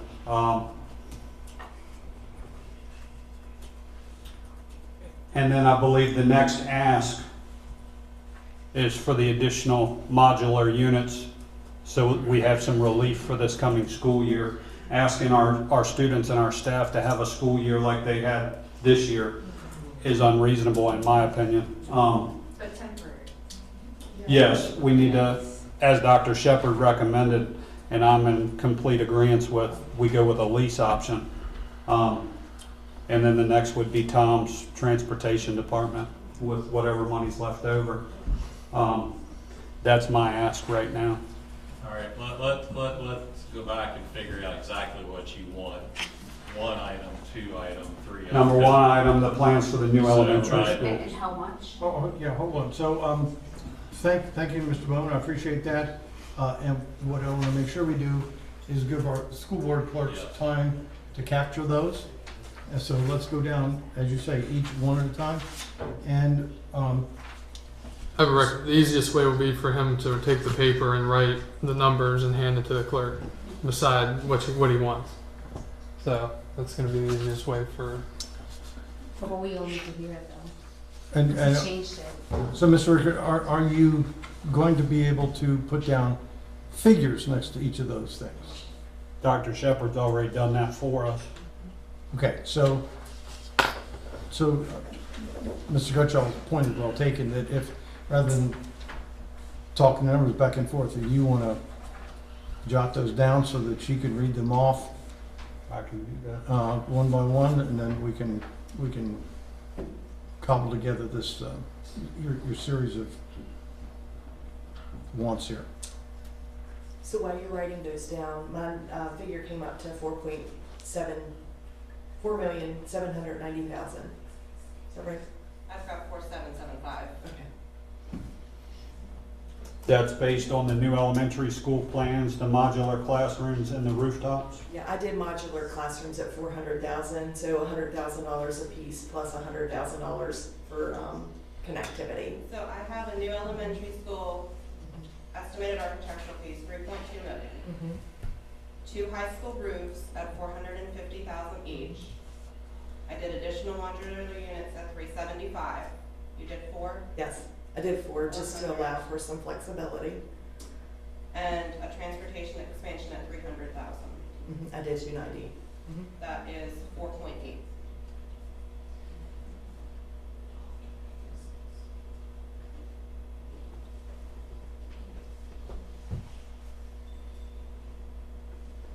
How much is it for, again, for the plans for the new elementary? 3.2 million. 3.2, okay, thanks. If we're at 4.8 and we're gonna ask for the full 6.5 back, I would like to go ahead and add the removing of the carpeting in all 3 elementary schools and the HVAC renovation, if that keeps us under our figure.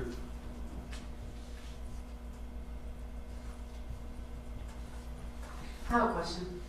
So are we gonna have, because we don't know how much money we're gonna be receiving, if any at all, are we gonna have to vote on a priority list such that as we get money, we know which ones will get funded, and the ones in the bottom, if we don't get enough money, we won't be able to fund them? So after, my thought is after the Board of Supervisors said this is the money that you're going to get, then we'll have to come back and say, Okay. this is what we're gonna do with Okay, it. so we'll have time to do that. Yes, we'll have another opportunity. All right. So, Dr. Shepard, you and Kaylin are keeping up with the math. Is it possible to add in the renovation of the HVAC systems at all 3 elementary schools and the removing of the carpet? Yes. That's what I would like to see then.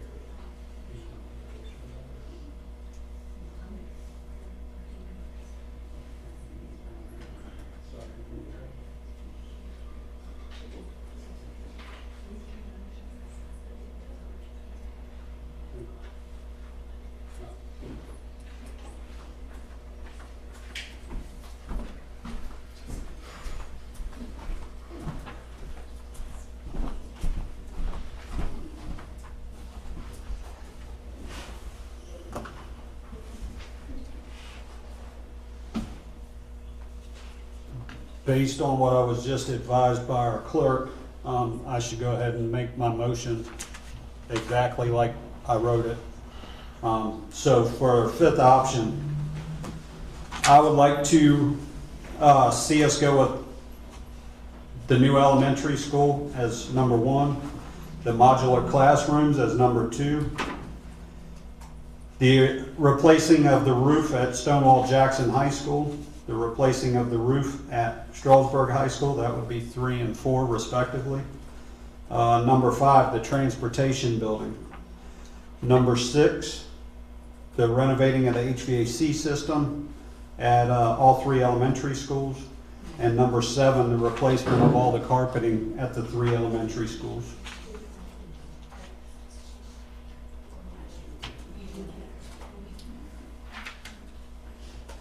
So, clarification question. So, modular classrooms? The modular classrooms at Sandy Hook that Dr. Shepard recommended as a 3 of lease. them. 3 of them. 3? Just 3. Mhm. So you're asking for 3 units? That gives us 6 classrooms, Dr. Shepard? It would give us 3 classrooms because they're single units.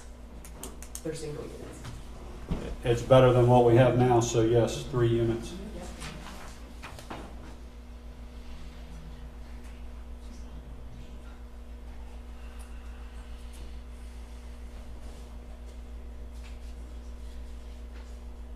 I would also like to point out that Dr. Shepard. Hold on.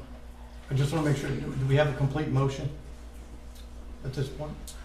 Suits me. Now you need a second.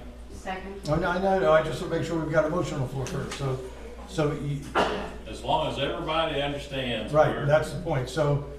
Yes. It would be Does almost anybody personal. need it restated by either Cheryl or? I would restate it, because it's kind of meandering. Okay. So let's make sure everybody knows where we're going. Yeah, I have a point of information. I'm, Hold on, point of information. So what we're doing here is just, like he's gonna just have this list, but in the end, for us to decide ultimately, this may not be the time, right, to do it. Maybe when we get the information back from the board of supervisors, or? We have to provide this for them to tell us how much they're gonna, see, what we provide them is gonna dictate what they're gonna give us. Right, as but well. what I mean is in terms of priorities, like in terms of prioritizing what we want, because like, so he's saying a priority may be ours or mine, maybe a little bit different. Is that something that we do now, or is that something that we do later when we get back from that? Dr. Shepherd, correct me if I'm wrong, but if we put in a list of things that come to 6.4 million, and the Board of Supervisors comes back and says you're getting 3.4 million, it will come back to us to cherry pick probably from within that group of the things we want or will accept as our budget, as our plan. But I guess my question was, we don't need to discuss now amongst ourselves what that will be. That's correct. So I guess for clarification, I'll take my numbers away as far as priority. Thank you for that, Ms. Carlini. Just to clarify for everybody, I'd like to make a motion to add option 5, which would be the plans for the new elementary school, modular classrooms for Sandy Hook Elementary School for this upcoming year, replacing the original roof at Stonewall Jackson High School, replacing the original roof at Strasburg High School, the transportation building, renovating the HVAC system at all 3 elementary schools, and getting rid of the carpet at all 3 elementary schools.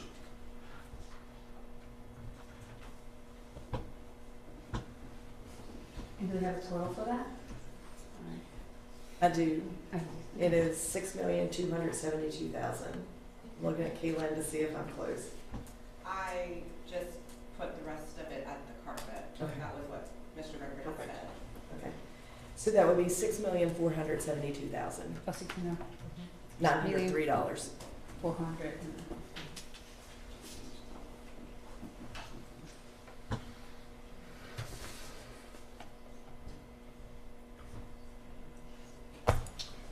So second. That's, okay, so the motion's on the floor. Is there a second to that motion? I just second. Mr. Carlenio seconds it. Discussion. Mike, have you said what you want to say, or do you want to say more? Well, I would just like to also add that in Dr. Shepherd's presentation just a few minutes ago about where we arrived at this $6.5 million surplus, one of her things was that we got more money because we had more students than what was projected or budgeted for. That being said, how many students are we going to have this coming school year that we didn't budget for? I can tell you the people are already buying those townhouses up in Strasburg. I saw the bus drop off there the other day. There were at least 5 students that got off the school bus that day and headed back to the townhouses. And I mean, as we know, older couples without kids are not buying those townhouses. It's either young couples, first-time buyers, or young families with kids in school. That's why I've got to go with the new elementary school. Originally, I had sent all of you all a list. Kyle and I talked about it. Tom and I talked about it. Gloria and I talked about it. Originally, I was asking for the addition of more classrooms at Sandy Hook and W.W. Robinson. After putting it out there on social media and asking for input, I got input from quite a few of my constituents, teachers, staff. They reminded me of one thing that I wasn't thinking about, and that it doesn't expand our cafeteria. It doesn't do anything to alleviate the traffic jams that we see there. And it doesn't do anything for our nurses station, our library, all that type of stuff. Our school lunches already go from 10:45 in the morning till 12:45 in the afternoon. If we're adding more kids, we're going to have to lengthen that lunchtime that much more. So I think the thing that makes the most sense is do one thing that alleviates the problem at both W.W. Robinson and Sandy Hook, and that's build a new elementary school.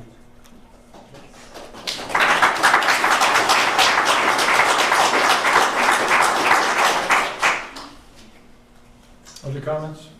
No, if you second, I assume you're in favor of it. So is there somebody else who wants to speak next for the issue? I have a question. I don't know. I mean, it's the items on that he mentioned off. Do we have any information on the roofs that, like, is there any detailed information? Can one be done before the other, or both of them would like to have both of them done, or? So they were on our CIP list for fiscal year 27 and fiscal year 28, I believe. And so it was just a way to get at some of that urgent work that we know, just like the work at W.W. Robinson, we have to do that work this summer. So if we don't get CIP funds in future years, then we'll be in the same dire need for replacing a roof at Stonewall Jackson and at Strasburg High School, because they are past their life, their useful life. I gotta ask this: are they leaking? I'm sorry. I don't know that answer. You're talking about the roofs? Yes, Yeah. at Stonewall Jackson and Strasburg High School. They're past their life expectancy. We're having the same situation with W.W. Robinson. The ceilings, We have rains and leaks constantly. So they are leaking. So, at W.W. Robinson. And the idea around all this is prevented. So that we don't get to that point.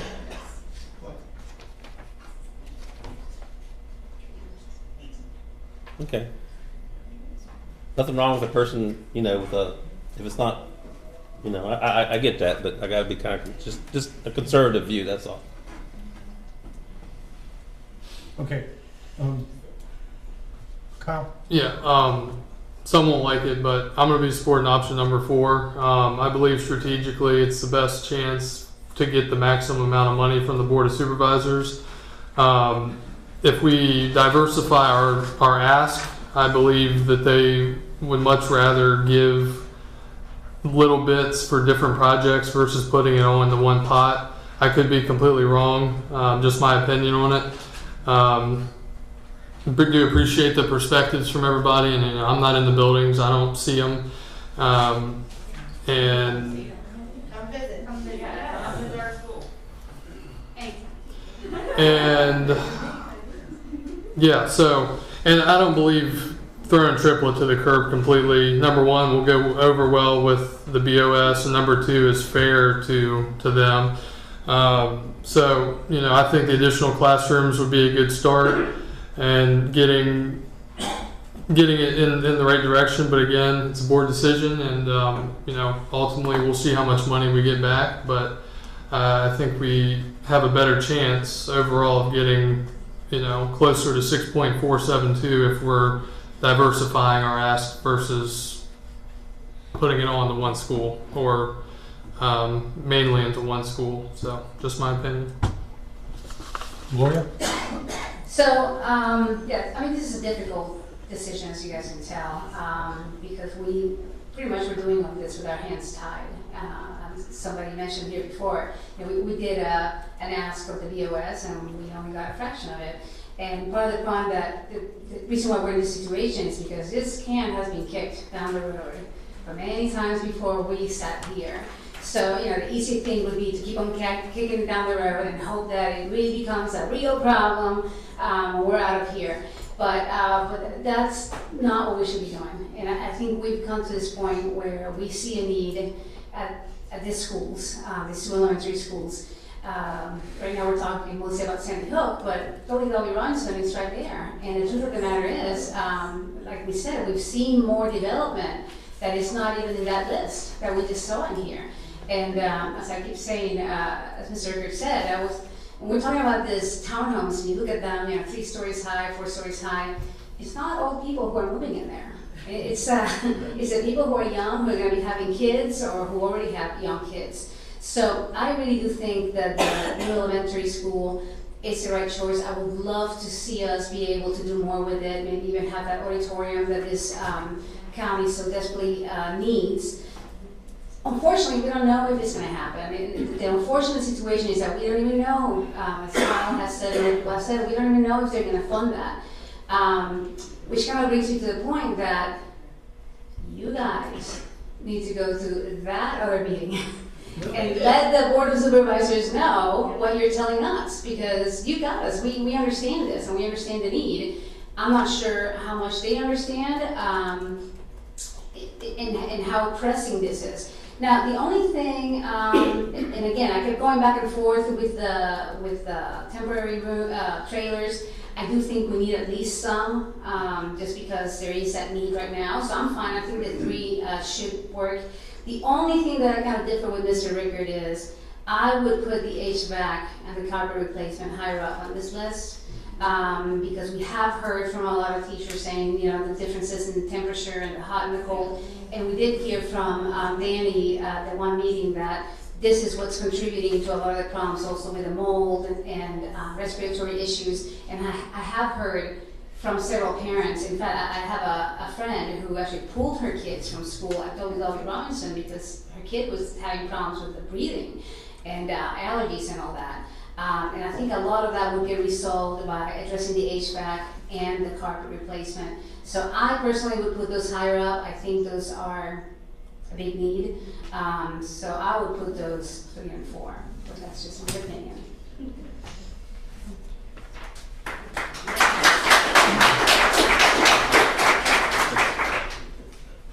LB? Did you make a motion? You didn't? 4-4?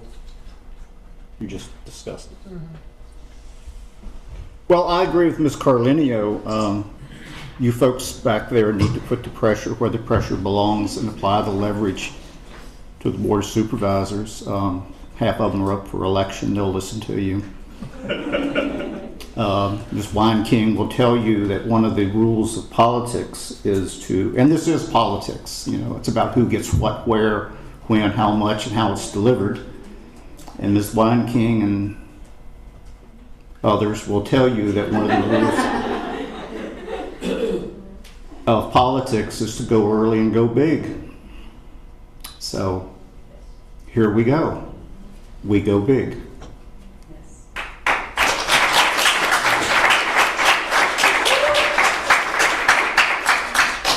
Tom, did you, I know you asked a question before. Did you have anything else to say?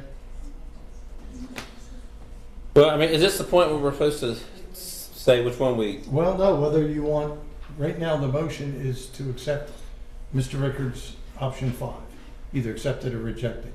Not any other option. Understand. You don't have anything further? No. Okay. All right. So I will give my opinion. I disagree with Mr. Rickard that we ever came to a consensus. This last year has seen us look at a lot of different options. From the beginning where we saw some pretty sexy presentations about the new triplet, and a lot of us were enamored of that. And then we thought, well, maybe that's getting a little too aggressive and can't afford that, or don't need all of it. And then we started to look at different options.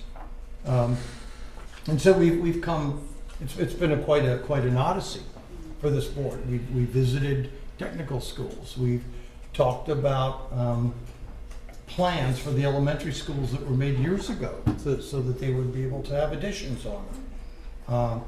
We talked about, we're talking about some of the problems in the elementary schools we have now that look like they're going to be happening to the high schools if we don't pay attention to those. And so to me, I thought that the fact that we are going to commit, I say again, commit to projects at Sandy Hook and W.W. Robinson and Triplet was a pretty smart thing, because they all have to be addressed. They all have real problems, and they all figure into our future very, very prominently. anytime we talk about this to agricultural leaders or tech leaders in our county, they are aghast when we say we've turned down 70, 80 people for our technical school. And that's just this year.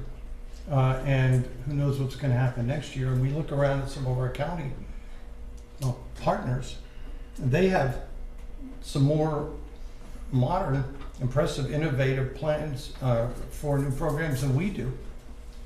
And we are in serious danger of, if we're going to just put the full brakes on triplet, of putting ourselves in second class status for that type of education, which is remarkable because the country is coming to the realization that, and I say this having two daughters who have these, that getting out of school and having a degree in art history may not be, everything that the county needs.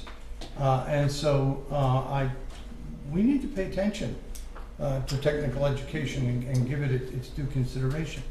I think we went overboard as a group because at the beginning when we saw a lot of those cool presentations, but we don't have to have the Cadillac version of those things. People have made it clear to me that the building at Triplet is sturdy, serviceable, and with some creative adjustments and restoration, it could be just fine, even in the site where it is. And so if we have the Board of Supervisors look at these three and say, yep, I'm buying into it, they're buying into a future for all three of those, and not just one elementary school. I also, and I look at the things that we've decided or have labeled as urgent that are here, and I don't think we want to leave any of these uncovered. And I think we could make a really good case to the Board of Supervisors that these things really need to have, we really need them. And it's not that we're being greedy or want the showy, shiny new school. It's the fact that we've heard stories all through the year about mold and about drainage and problems like that. Somebody talking? Oh, okay. So anyway, I think we have the best chance of getting the maximum amount of money that would be applied to the maximum amount of things if we pick another option. I happen to like option 4 because I think it does have the most number of urgent things to it. So for that reason, I'll be voting against option 5. Mike, do you have final word unless anybody else wants to say something further? I totally get what you and Kyle are saying. However, I think the one thing that's being left out of the conversation is the traffic at Sandy Hook, the cafeteria at Sandy Hook. It's a nightmare to anybody that goes and sees that. Kyle had mentioned he hadn't been at the schools. I heard an invitation given. Kyle, I would strongly suggest you go by there and get a first-hand tour from the staff. I like Larry. Go big or go home. I do like the idea of spreading it around, but there was a teacher from Sandy Hook that talked about her daughter having to interview to go to Triplet. And I will say, when we started this conversation about the new Triplet Tech, I got home and my 16-year-old son wouldn't talk to me that evening. And I asked my wife, I said, what's up with Logan? And she said, he's mad at you right now. And I said, he's mad at me? And she said, yeah. She said, he heard that you were in favor of a new Triplet Tech. She said the fact that he had to go and interview and make sure his grades were up to par to be able to get into the electrical program at Triplet meant a lot to him. That some of his friends weren't as blessed as he was to have the GPA and to go through the interview process the way he did. If we build a new Triplet Tech or we renovate a new Triplet Tech, it doesn't mean we're going to be able to staff it. like she said, I believe that a big part of going to triplet is the competition going in. I would also like to see the numbers of how many of our kids that go there come out and actually stick it out in the real world doing what they were taught to do, because I heard recently about a kid that knew he was going to JMU that got into one of the programs down there, and he was only there and admitted to people in the public the only reason he was there was to get out of regular school half a day. That being said, I got to continue to advocate for the new elementary school. And Gloria, thank you. I just didn't want to seem greedy when I was asking for the renovation of the HVAC and the carpet. I didn't want it all looking like it was Strasburg. But I mean, W.W. Robinson and Ashby Lee sharing those renovations. So that being said, I like your organizational. Thank you all. All right. I'd like to follow up on the with a comment about the traffic issue on Holiday Street, which I'm very aware of. And for the representatives of Sandy Hook, I have a 12:30 appointment tomorrow with Mrs. Zimmerman to walk around and see things. Yay! Yay! And I will definitely be taking a very hard look at your new gym. But aside from that, there's a lesson for the county to learn from the traffic on Holiday Street. Putting two schools on that side of the river with one bridge, a 2-lane road. It's being, you know, we discuss this over coffee and pray it never happens, but what if? What if? How would you evacuate? What poor planning? What absolute poor planning? And I know when I'm editorializing, Mr. Chairman, you can wrap your gavel and tell me I'm out of order. But when they were planning Signal Knob Middle School, there was advocacy for building it adjacent to the high school, and it was deemed a wetlands, and we couldn't build it there. And I don't know the exact timelines, too many years ago, but soon after the land in Sandy Hook was purchased, guess what? Guess what? It's no longer a wetland. It was a leaky water pipe. What poor planning. So, for the future of the county, for you younger folks, keep proper planning in mind on such things, which I think is a selling point for option 5. I came here expecting to vote for number 4, quite frankly, because I thought it was more bang for the buck.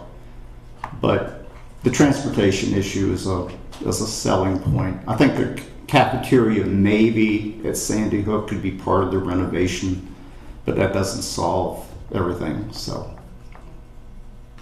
I'm done. All right. Cheryl, I think we're ready for roll call vote. We've had, I don't think anybody has any more arguments, and Mike was that last word, but LV decided to, no, we're good, we're fine. Cheryl, are you ready to call roll? And then, okay. Mr. Street? No.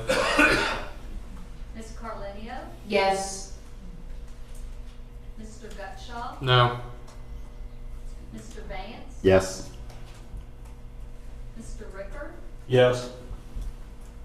And Mr. Barlow? No.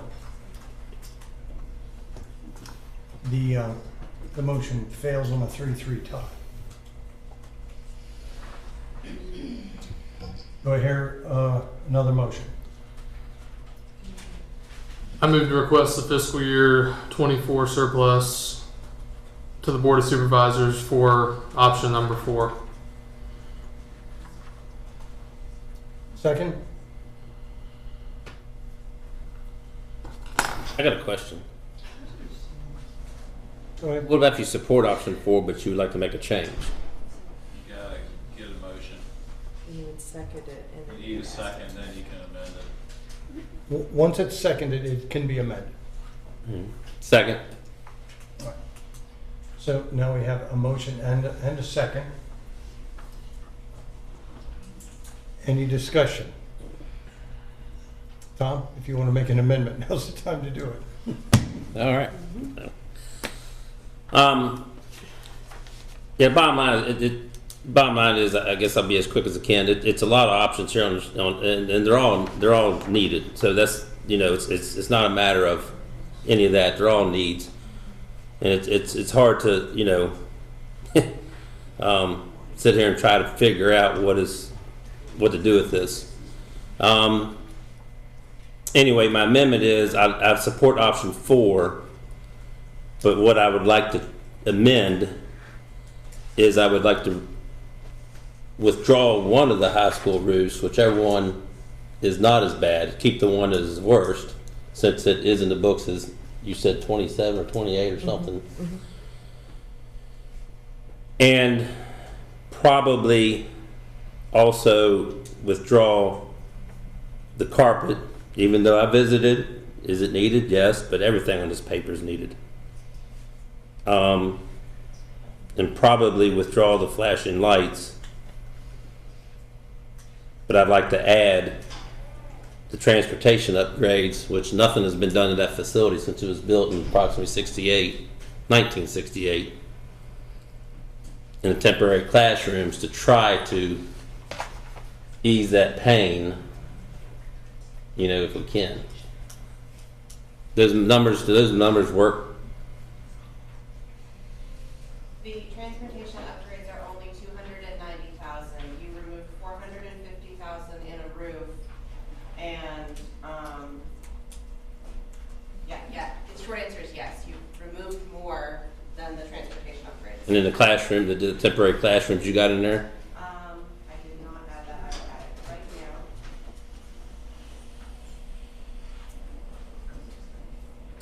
now. Might have to remove the hand railings. I'm assuming if they were that desperate, they would have already been fixed. You're about 50,000 over. How about if we remove the hand railings?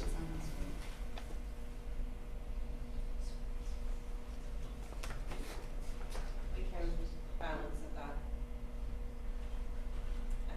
I have the Sandy Hook Elementary School additional classrooms, the W.W. Robinson additional classrooms, the triplet tech addition, renovate the HVAC system at all elementary schools, the transportation upgrades to their building, Signal Middle School repair the IFAS stucco, Stonewall Jackson High School replace the original roof, and the sewer jetting machine with camera.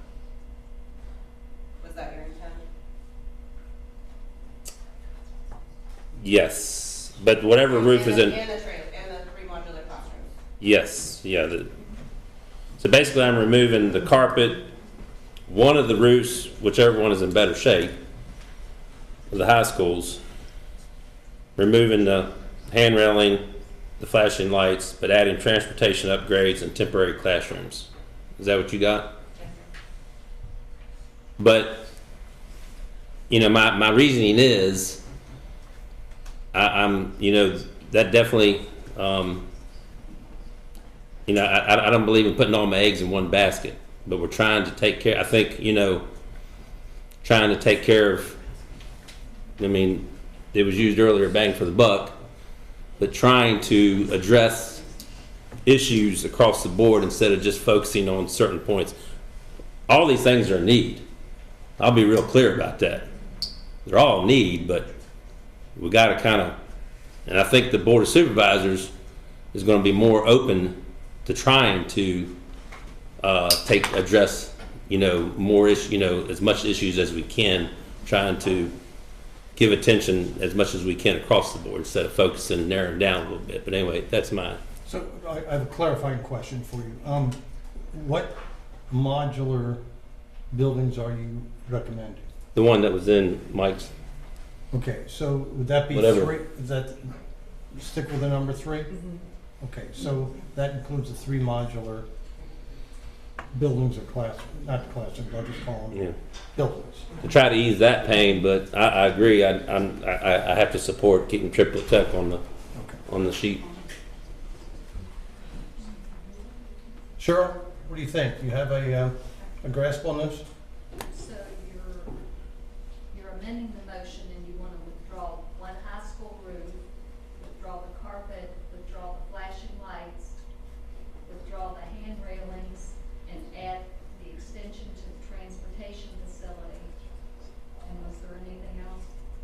Temporary classrooms added. Add 3 modular classrooms at Sandy Hook. Yes. And I want to comment, you know, with the transportation facility, you know, the upgrades to transportation facility, like I said earlier, nothing has been done to that facility since it was built. But the also view that I see what I want to point out, we have $200,000 in that budget. If we just add a little bit more, we can complete that whole project and be done with it. Okay, so we have a motion to make an amendment. You have it down, But if we don't have a second. and we don't have a second yet. Second. There's a second. Mr. Gutschall seconds the amendment. And now we're ready for, Does that move the amendment? no, we're ready for discussion on the amendment. So now you can give us your rationale, or we can pass on to somebody else. Okay. Well, just the same thing I said earlier. Those were like I explained earlier, I'm trying to, you know, like everything on here is important, it is, but I'm trying to expand out, if this would happen, I'm trying to spread it out to try to cover more needs. And like I said, the transportation department, that project we're basically halfway there. So if we just add a little bit more, we've done something and be done with it. But and then the temporary classrooms, we're doing something. You know, we're doing something at the schools. We're doing something at Triplet Tech. So you know, we're doing something to a roof. So that's just my reasoning. Thank you. Mike, you want to say anything? No, sir. Thank you. Go ahead. So this is just kicking the can down the road. It's really what we're doing. I'm a little bit disappointed because what we're doing is we're just trying to take care of a lot of small fires here and there. I mean, I understand we have a lot of needs, and I understand even with Triplet, we do have to address certain issues with safety and all that. But I still believe that the new elementary is something that we have a real need for. It's not just a want. I mean, this is something that we have certain policies that we have to address. I mean, there's a lot of restrictions, and even the state tells us how many students we can have per classroom, and we have a lot of needs for this, and we've heard already from a lot of the teachers that this is really a need. So for me, just saying that we may just expand to them, I think that doesn't really address a lot of the problems that we've already talked about with regards to the schools. I think in many ways it's actually worse to spread this out, because if we go to the Board of Supervisors and say we really need this elementary school and we're all on board and we're going to be putting all our eggs in that basket, I think we have a better chance than if we say, well, we want you to fund either this, or this. And then they're just going to say, well, okay, we're going to fund this, but not that. So again, my priority is I really think we need to start working on this new elementary school. It's going to be years before we even get that. The reason we need the trailers is because there's a need right now, and because that need is going to span for years, we're going to have to address it right now. And again, I have to go back to the HVAC and the carpet replacement, because we're talking about the health of the kids.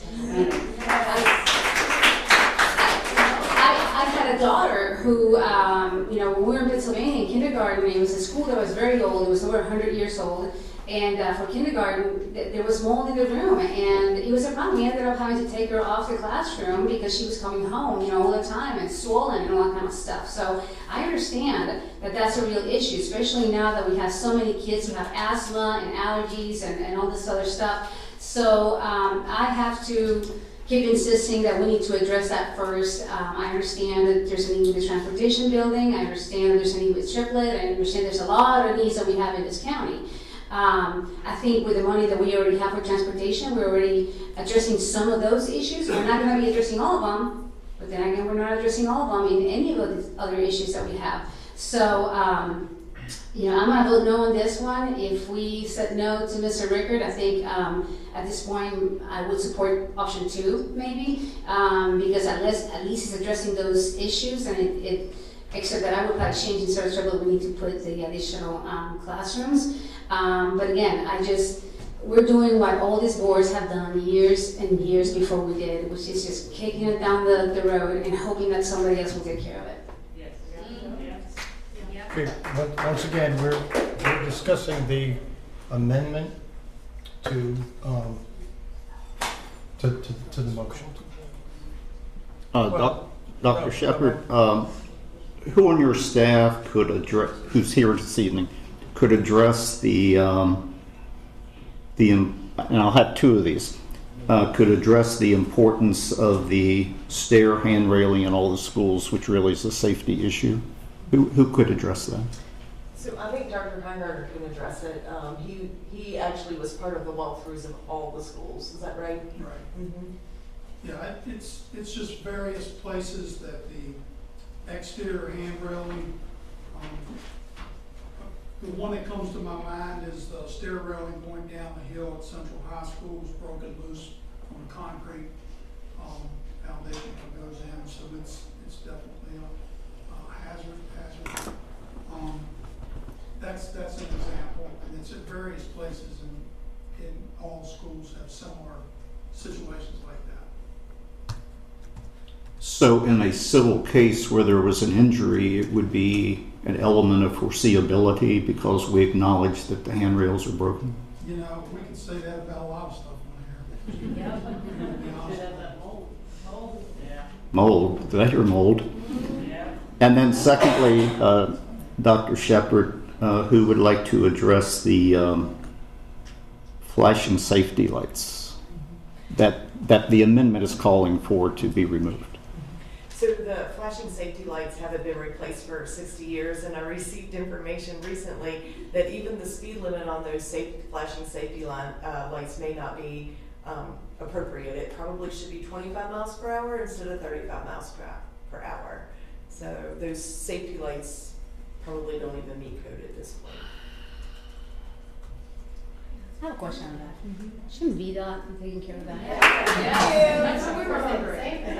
So my experience previously was that the county took care of it. However, Ms. Campbell's experience is that the school division took care of it. So two different experiences, two different school divisions. So, yeah. Okay. Kyle? Good. All right. Just a quick question for Tom. Tom, you knew that I added the transportation building to option 5, correct? Yes. Okay. I just want to make sure I was clear on that. Okay, so we are ready to vote on Thomas Street's amendment?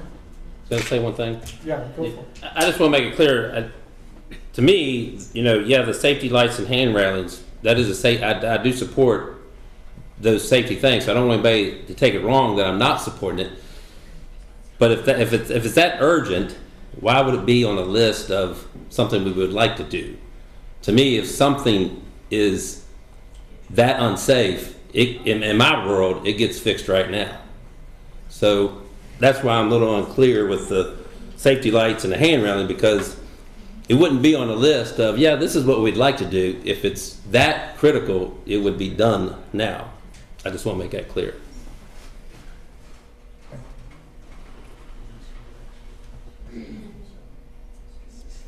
Cheryl? I think we're ready for the vote on the amendment. Mr. Street? Yes. Ms. Carlindia? No. Mr. Gutschall? Yes. Mr. Vance? No. Mr. Rickard? No. And Mr. Barlow? Yes. So once again, the amendment fails on a 3-3 vote. Okay. So now we revert to option 4, which was the original motion. You made that motion? Okay. Made by Mr. Gutschall. And Mr. Gutschall, you want to kick off discussion? Or, okay. Anybody want to say anything further about the motion for option 4?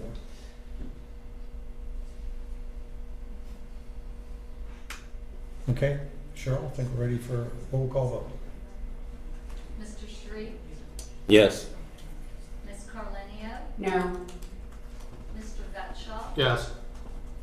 Mr. Vance? No.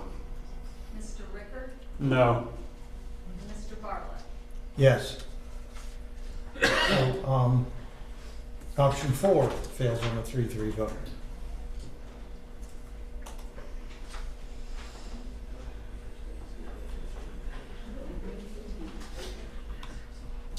It would seem that we've reached a deadlock unless, is there anybody who wants to make a motion for any of the other options? And that's what the problem is with this, is the Board of Supervisors told us they want unanimous decision on this, and we're not even close to a unanimous decision. And again, that adds more uncertainty, you know, when they're gonna be given these kind of funds back. I don't know if we can try to receive some more guidance from them and to try to help us with putting together something that they will agree to giving us a large sum of money that, you know, this surplus. I mean, I know this has to be done and we don't have another May meeting, but I feel like if we could get some more guidance from them on what their appetite is, that could help our process and our thinking a little bit. Well, I noticed that we must submit our official funding request by June the 2nd. So we do have some time to develop something that's going to make a majority. That's the thing about a 6-person board.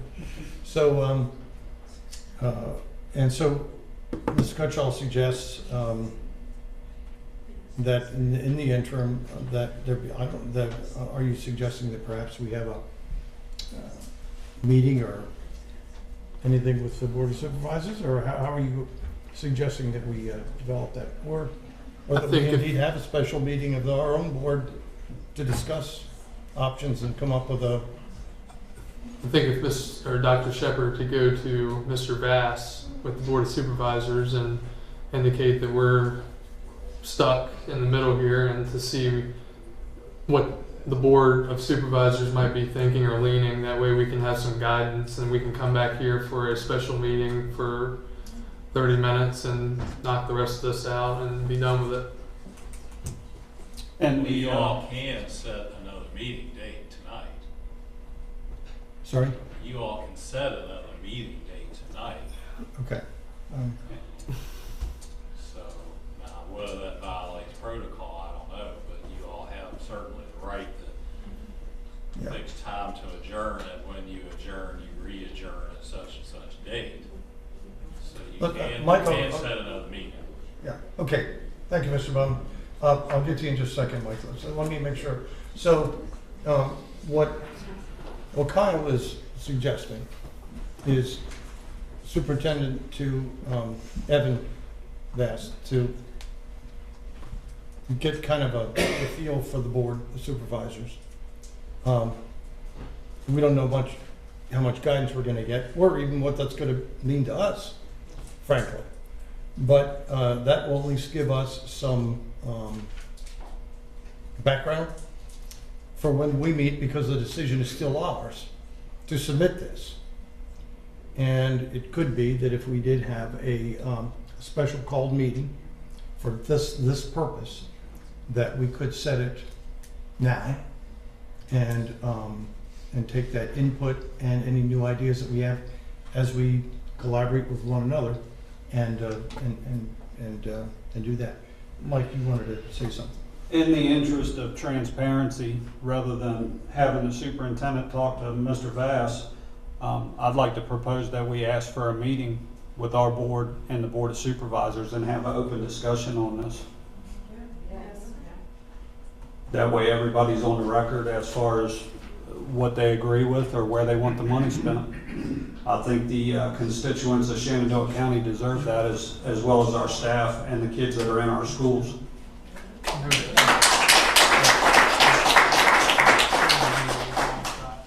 Go ahead.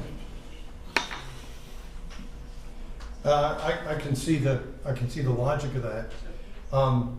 Unfortunately, I mean, what I think that's going to do is, we talk about handrails.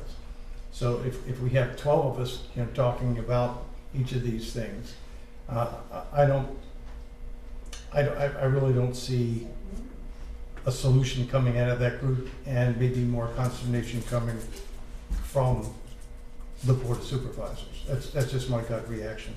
I do think that that if you take it away from the board members and let the two, if you will, administrators kind of talk about it, it might be a cleaner way for us to get it back so that we can make our own board decision. But I don't know. I mean, I understand what you're saying. You get to 12 people in a room, but I don't see that going well. That's just My concern is, though, if we do that, I don't know that they're hearing what we're hearing. I don't know that they're going to be listening to our staff, our teachers, our students, our parents, that they have gone and that they have seen what's going on with the schools. I'm not sure that they understand what the pressure is with regards to what we're trying to do with the schools, the elementary schools. I mean, it's very ironic that in many ways this is an issue that has been kind of created in part by the Board of Supervisors, because they haven't funded this and because they have been allowing all this development to happen without getting anything back for us to build the schools and to provide this infrastructure for the kids. So I would like to know what they're saying. I would like to know, have them tell everybody what is it that they want and why not.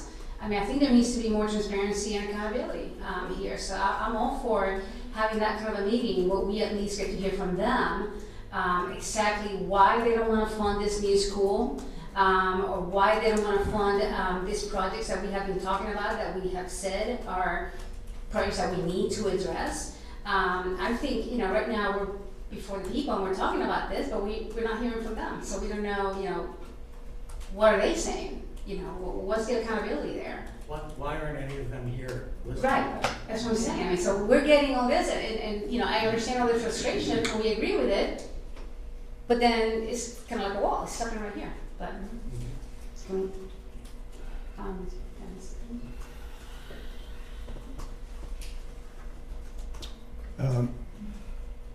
I have a real Just concern. that one comment, please. No, not yet. Not yet, please. I think it would help. I did talk to Dennis, it's about triplet.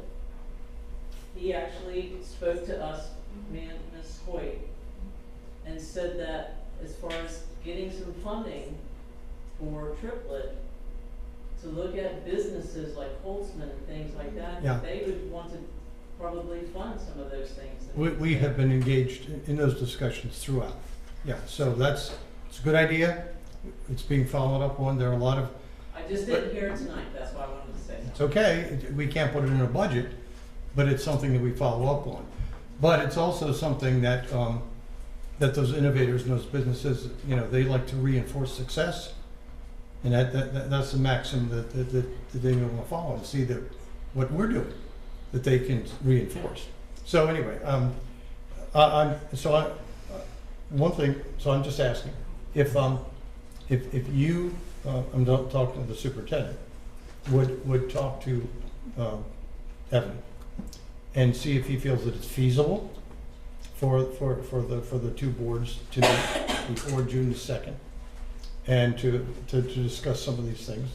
I mean, that's certainly fine with me. If the best we can get is some basic priorities of theirs or concerns of theirs, but I'd be pretty reluctant to ascribe this to their not either taking an interest in this or not understanding their county. And just as we have one particular issue, which is education, they have a lot of things to consider. And so it's a lot easier for us who are very close to this, to look at something and say, that needs to be fixed, that needs to be fixed. And it's another one for the Board of Supervisors to take total responsibility for the county and to deal with it. So We elected I you know to they're make trying to this do the right, decision. I know that they're trying, I know they're trying to do the right thing. We And we're elected trying to you- help. we Yes, I elected know you did. I know to you make did. this decision. And there are other constituents who want to go to Triplet. Where are they? Where And are they? where- Where are they? Yeah. Yep. This is your county, right here. We elected you to make the decision. You are the You know, expert. this isn't a town meeting. I'm glad you came. I'm glad you made your points. And we're listening. And it's had effect and its impact. Okay, but you know, we're looking at an organization that controls the purse strings. And right now they have control of that money. And so we want to do the best we can at finding out what I think they'll understand we've come to 3 deadlocks now. And we need a little bit more guidance from them as to what they're looking for to allocate that surplus. So, Tom, you had something? Yeah. Mr. Chairman, I don't know if I can say something, comment. I'm sitting here thinking and just in my mind just thinking, and if I'm on the Board of Supervisors and I've said it before and I'll say it again and you just said it, I understand their position. They have multiple departments to try to take care of. So I'm kind of sitting here wondering, and I'm just going to throw this out there, but if I'm on the Board of Supervisors, this is a surplus. Okay? So if you come to me with a surplus that, you know, we may give it all back to you. We may say keep it all. We may say keep 50% of it. And I'm just sitting here wondering, you know, going to them with we want a new school here, we want a new school there. I'm kind of wondering if they would be like, you know, whoa. We're dealing with $6 million here. We're not dealing, you know, a new school is 40 million, or this new thing is 20 million, or, you know, I'm sitting here kind of wondering, would they only be they would only be interested in, we're talking about a surplus of 6, you know, we want to see things that you already have that need critical repairs or critical updates. So I'm just sitting here being realistic. If we go to them talking about new schools and this and that, they're going to be like, well, you know, wait a minute, who said anything about new schools? I mean, yeah, we can talk about it, and yeah, we're interested, and yeah, but we're just talking about $6.4 million of surplus. I'm just throwing that out there as if I'm in their seat. Well, I think Colin made a good point earlier that they're looking to us as a board to say, this is the way we want to go. And right now, we're like this. We're pointing different directions, so we're not able to give them a clear direction. So what do we do? Yeah, but you understand what I'm saying? Who's even said that they would even fund a $40 million school? I don't know. We haven't even had any topics with that. Well, because I do have a question, I would like to pose it to them. I mean, I don't know, I guess I should probably pose it to you guys too as well. I mean, what do we do when we get to capacity and we don't have a new school? And what do we do at that point? But that's, to me, that's another topic. This is the topic of. That's this topic. I understand, but it's only $6 million. It's not $40 million. Yeah, but this is for the plans. I know, but that's what I'm saying. And so at that point, because you have to start somewhere. You do. And if you do the plans, at least that's a step that you are serious about this, and hopefully the Board of Supervisors will follow. But the question for you guys, but also for the Board of Supervisors is, what is the solution when we are at capacity and we keep having kids coming over? What do we do at that point? That's what I would like to do. I mean, if somebody tells me, well, there's this other option that we can do and everybody's going to be happy, then yeah, we can consider it. But that's what I would like to know. If we, okay, let's talk about option 4 for a minute, which would have committed us and them to renovating 3 schools. And at that point, Dr. Shepard, you can correct me if I'm wrong here, but if they would have accepted those 3, they are, by implication, accepting the project through to completion at some point. I don't think they're going to accept $3 million plan, or $10 million, $10 million, and $20 million additions without the idea of continuing them into the future. So that's one of the reasons why I wanted to do it, because one of those, or all three of those, if they're underway, will be projects that we can continue. Well, I asked that question before, and I was told that no, that it was not a commitment from them. Well, if they, I expressly asked that question. if they accept it, it would be pretty much of a. Yeah, I'd have to use common sense. I mean, if they're going to accept spending $1 million on planning, then they would have to accept interest in building. Can we have that in writing? I'm just using common sense. Why would I accept $1 million to spend $1 million in planning something, but not be for the project? Again, can we have that in writing? Because I had asked that exact same question at our last meeting, and I was told that no, that did not constitute a commitment from the Board of Supervisors. Well, that would be another interesting question just to ask Evan, because my guess is that that'd be pretty poor planning for them to pony up $1 million for a plan that they're not. Yeah, because I don't want to waste the tax dollars, the taxpayers' dollars, if on the $1 million I'm planning, if the money's not there to build it. And you gotta remember, 3 of them are up for election. So. Yeah, but only one is running for re-election. Gotcha. So if only one's running for re-election, what this board may be for and what the next board may be for may be 2 totally different things.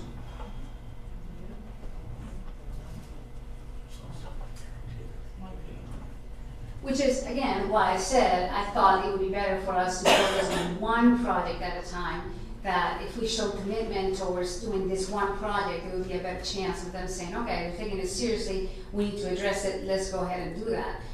If we're offering them, a plethora of projects and schools and renovations and expansions, yeah, if they can commit to doing all of them and pledge that, sure, but I just don't see that happening. Okay, here's what I'm going to suggest. Dr. Shepard, if you wouldn't mind, I would like you to be our spokesperson with the administration of the Board of Supervisors to perhaps get a indication if they would like to either provide further guidance or meet with us. And then based on feedback that we get, we either have that meeting or receive the guidance that they want to give us, if any. And that becomes the basis of a meeting that we have for a special called meeting of the 6 of us. And whether it's a meeting of both boards together or whether we get a gouge from the Board of Supervisors as to what they're looking for, it'll provide. It doesn't provide the answer, that's not their responsibility, it's ours. But at least it gives us guidance when we meet again in a special call meeting to make the final decision, so that on June the 2nd we could present a unified position. Does that work? No. Well, I'm asking the people on the school board. So, I mean, like I said earlier, I'd like to see a meeting of all 12 of us. That's what I would like to see. Well, Mr. Bowman, can we make a motion to the effect that, that what I just outlined to the superintendent as a motion, and then we'll see if the board would concur with that. So I don't like doing it as a chairman, but I guess nothing precludes me from doing it, right? Correct. Okay, so I would like to move that Dr. Shepard coordinates with, and I will call it the administration of our Board of Supervisors,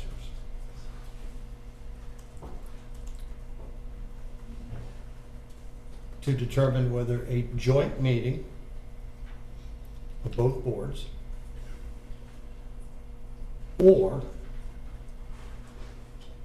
a series of guidance points that board might provide to us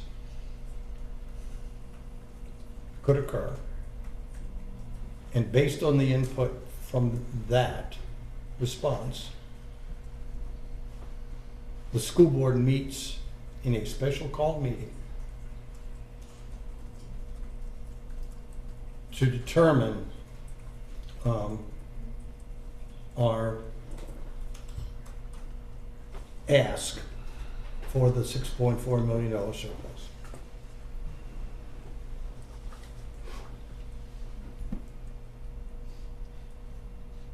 Can I make a request regarding that request? So if we're not able to meet in person, can we get a written statement from the Board of Supervisors that we can all read and have it in black and white so we know exactly what it is that they're saying and we can actually have everybody else know what they're saying? I think that's a fair request, that we would like to have something in guidance that would be provided in writing. Now, before I complete that, Dr. Shepherd, do you feel comfortable with that? Certainly. You can blame us. I got it. Okay. Is everybody clear on the motion? All right. I'm hoping there's no discussion, but if there's discussion, we can have it. Second. Oh, I'm sorry. Yeah. Seconded by Mr. Gutschall. Now, if there's any discussion, we can have it. If not, we'll call for the question. Mr. Street? Yes. Ms. Carlenio? Yes. Mr. Gutschall? Yes. Mr. Vance? Yes. Mr. Ricker? Yes. Mr. Barlow? Yes.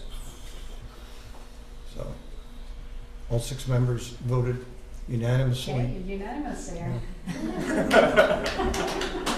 What they wanted. That's what they wanted, so we're giving them. That's true. That's true.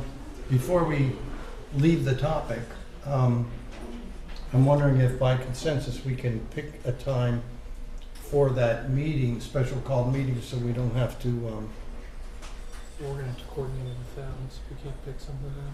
Yeah, I'd wait till they come back with something. Okay, so so based on that input that we get back from the superintendent, we'll select a date that works for us, and we'll communicate among ourselves about a good time for a special call meeting.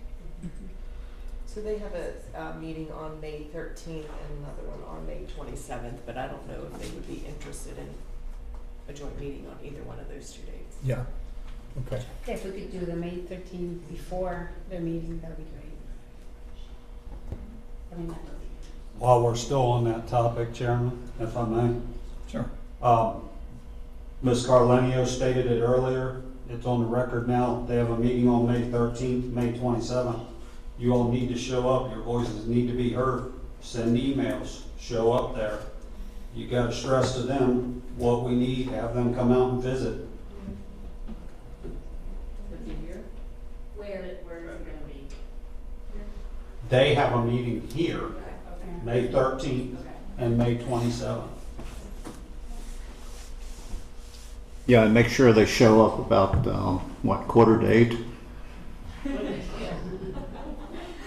What time is it on that date? The 13th? So the 13th is at 4 o'clock and the 27th is at 7. I don't know if it's a work session or a meeting, so I don't know if they have public comments or not. Not sure.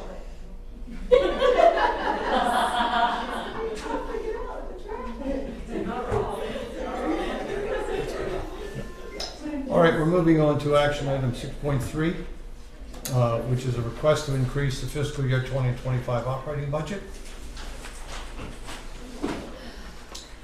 And do I have a, it should be, do I have a motion to increase the fiscal year 2025 operating budget? I move to increase the fiscal year 2025 operating budget by $1.1 million as presented.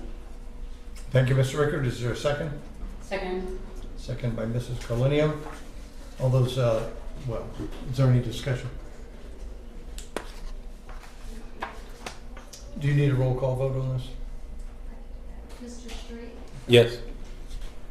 Ms. Carlenio? Yes. Mr. Gutschall? Yes. Mr. Vance? Yes. Mr. Ricker? Yes. Mr. Barlow? Yes. So that request passes unanimously. 6.4 is to modify the policy INB, teaching about controversial issues. And I am going to request that the vice chair take over the chair for this discussion. And so I'm turning it over to you, Mr. Gutschall. Thank you, Chairman Barlow. So before we get started with our discussion or any type of motion, just kind of want to lay this out so we can keep this on the rails, keep this a robust discussion and a productive one. So just a reminder that members, according to our board norms, have up to 10 minutes to speak on the first turn, and on the second turn we have it built in if the board decides to make a motion to limit the second turn to 5 minutes. So before we get going, does anyone want to make a motion to have a 5-minute threshold for the second turn through?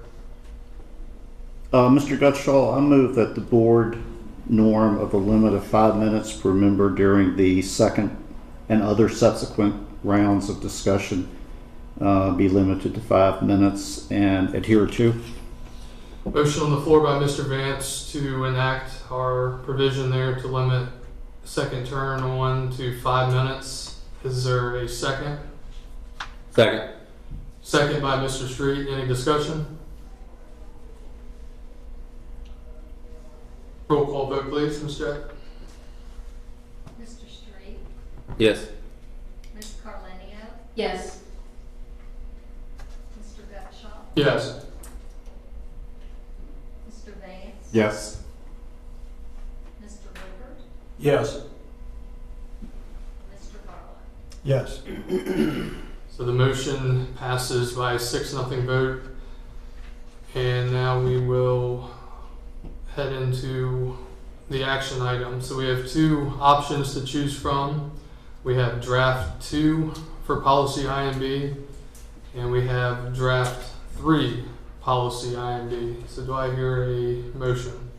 I move to adopt draft 3 of policy INB, teaching about controversial issues as presented. Motion on the floor by Ms. Carlenio to adopt draft policy 3 as it has been presented. Do I hear a second?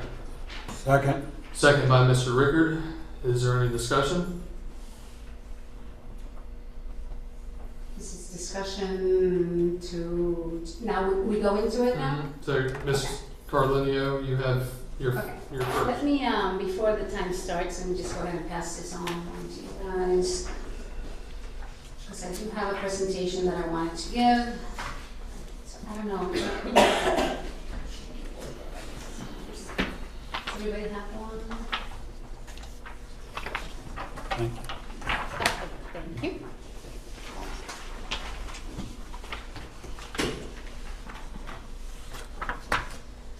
All right, so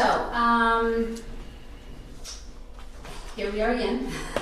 We have some proposed changes to this policy that we passed unanimously back in January. And I have a presentation, I don't know if we can put it up now, and we have the handout, but I wanted to just go ahead and talk about it a little bit more. Because policy INB is a policy about education. So there has been some changes made, and I spoke to Mr. Barlow. I don't know if the draft 3 actually includes the first paragraph, which is, says Shenandoah County Public Schools shall not provide or allow any employee or third party to provide instruction, discussions, or any other activities, and is striking out guidance, activities, or programming regarding gender identity to students enrolled in pre-kindergarten through 12th grade.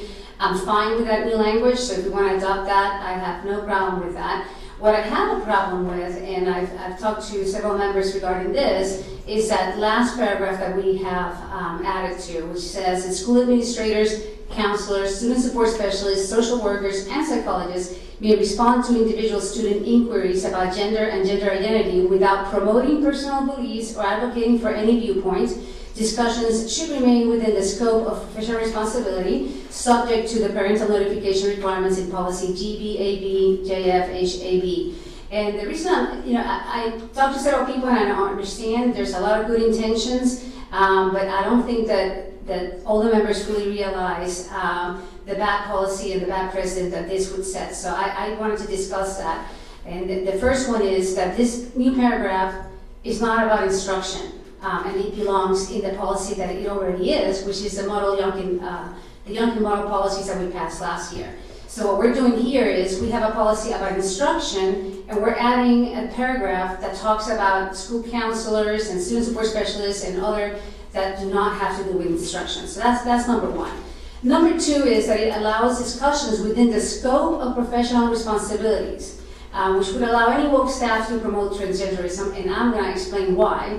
And the last one is that it adds 5 categories of staff to discuss gender identity with students when the Youngkin model policies are already limited to the one person that the superintendent gets to appoint. So the first point is that it's not relevant to section 1. That section in the school board manual is entitled Instruction. The title of the policy INB is Teaching about Controversial Issues. And this new paragraph is adding 5 categories of staff to respond to gender questions that belong, if anywhere, to sections 3.8, 0.3, and 8.4 of the SCPS transgender policy that, again, we passed last year. So, first point is not about instruction. Second point is, the words matter. We talk about policy, and it reminds me of when we're talking about the Affordable Healthcare Act. Did nothing about making it affordable, or the Inflation Reduction Act. It did not do anything about that. So we have to actually see what the policies actually do. And one thing we need to remember is that policies allowing indoctrination never use the word indoctrination or say that they're allowing staff to indoctrinate students. Instead, they're going to do it through different ways that don't necessarily use those terms. And that's what we're going to see here, and I'm going to explain why. We need to analyze the impact of the language. And open analysis, allowing discussions within the scope of professional responsibilities, is the same as saying that you will allow the promotion of transgenderism in the classroom. And the proof of this is actually in the when it talks about the discussions should remain within the scope of professional responsibilities, is you have to look at what those professional responsibilities are. So I wanted to say, I don't know who drafted this. I've asked several times, I've not gotten an answer, but whoever did, I hope that they knew that if you look at the American School Counselor Association, it defines the professional responsibility of high school students. Oh, I'm so sorry, I kind of forgot to do that. We are here, okay. So one of the organizations that actually would be responsible for defining professional responsibility would be the American School Counselor Association, the ASCA. And it says, for example, the ASCA's position statement on the school counselor and LGBTQ plus youth highlights that school counselors are professionally responsible for promoting affirmation, respect, and equal opportunity for all students regardless of sexual orientation, gender identity, or gender expression. This includes counseling students with questions about their gender identity in an accepting and non-judgmental manner and advocating for a safe and affirming school environment. So the ASCA's own position statement explicitly states that counselors have a professional responsibilities to promote gender identity. Similarly, their position on the school counselor and transgender and non-binary youth reinforces that the counselors should recognize the student's gender identity as determined by the students themselves, not external authorities, and collaborate with school personnel to ensure policies and practices affirm and support transgender and non-binary students. These policies are grounded in the ASCA's ethical standards, which assert that every student has the right to a comprehensive school counselor program that affirms diverse identities, including gender identity, and that counselors must strive for cultural competence to meet these needs without imposing personal biases. So, how is remaining within the scope of professional responsibility not pro-transgender indoctrination? That is why this language should not be added. That's what it's stating. Additionally, adding the 5 categories, the existing policy is sufficient and follows Youngkin's lead without getting in front of the agenda. This is what we passed last year. We need to follow the Trump executive order that is banning counselors from promoting gender identity. We just talked about how important that Trump executive order was when we were discussing the VHSL resolution that is before this board.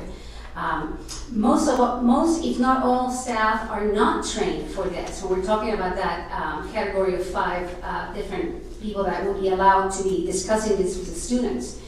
But more importantly, we have no control over how these discussions will go. They're all going to be done behind closed doors. A teacher teaches in front of the students, in front of everybody. These are all going to be happening behind closed doors. We're going to have absolutely no control over that. Again, we already have this. This has been addressed in the existing policy that we have.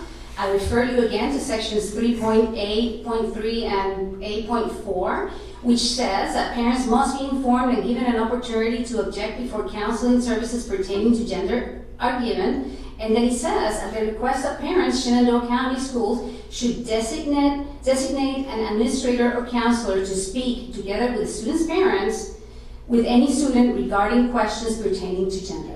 So again, this has already been addressed. We already have something in the books. What we're doing is we're passing a policy that in the instruction area that contradicts the policy that we already have. Policy that we already have says that there's going to be a designated person. We're actually adding 5 more categories of who can do that. Then we have the executive order of January 29th. President Trump's executive order defines social transition to include counseling by school staff on gender issues. And if you go to section 2E of the EO, it actually defines it. It says social transition means the process of adopting a gender identity or gender marker that differs from a person's sex. This process can include psychological or psychiatric counselor or treatment by a school counselor or other provider. It expressly forbids this. So we are going against that already. So what's the problem with that? In the, not only does it expressly ban a school from supporting this social transition, it says that each agency's process to prevent or rescind federal funds to the maximum extent consistent with applicable law. It could include elementary school or secondary schools to directly or indirectly support or subsidize the social transition of a minor student. We could lose our funds. So that is black and white. It's right there for you to read it. You can go back to the Ending Radical Indoctrination in K-12 schooling to see that that's exactly what it says. And quite honestly, if anybody is questioning whether the Trump administration would follow through with this, you just have to go look at what's happening in Loudoun and Prince William and all this other school. Therefore, any changes must not allow SCPS staff to provide counseling or treatment on gender identity, or we will risk losing federal funding, which we keep talking, we need that funding. So the impact of existing policy, allowing school administrators, counselors, student support specialists, social workers, and psychologists to address gender identity goes beyond the Youngkin model policies. It makes monitoring for indoctrination more difficult. It poses a higher risk of violating President Trump's executive order, and we should not be in the business of providing guidance on gender identity. And let me just say the threat is real. At our last personal meeting at the Southern Campus, we had a current middle school teacher who is clearly pro-trans and strenuously criticized our gender identity policy. We've also received emails from families of current Shenandoah County students, complaining about teachers that have been promoting this in their classroom. So this is already here and we need to address it. So I'm supporting proposal draft number 3 because what it does is it makes the changes that Mr. Barlow wanted from his draft 2 in regards to that paragraph regarding instruction, which I have no problem with. But it refers in the last paragraph, it says, for avoidance of doubt, this policy concerning gender identity shall not be interpreted to interfere or restrict designated school staff. Lori, Oh, sorry. I got to step in. Oh, okay. But we'll come back around. Sure. Okay, thank you. All right, next discussion point. Does someone want to speak? No, next alternate opinion. So, LV, do you want to go next, or I can go next? I'll back clean up. Okay. So, yeah. Mr. Barlow? Thank you. The policy that was introduced back in January passed 6-0. And it passed 6-0 because everybody on the board did not want gender identity taught in instruction in classrooms, and provided pretty clear guidance for the fact that would be prohibited. On the other hand, it raised some other issues when it included words like guidance, activities, programming, and so forth, that kind of opened the door to other activities and other things that might flow from that. And I think, but more importantly, there was a feeling that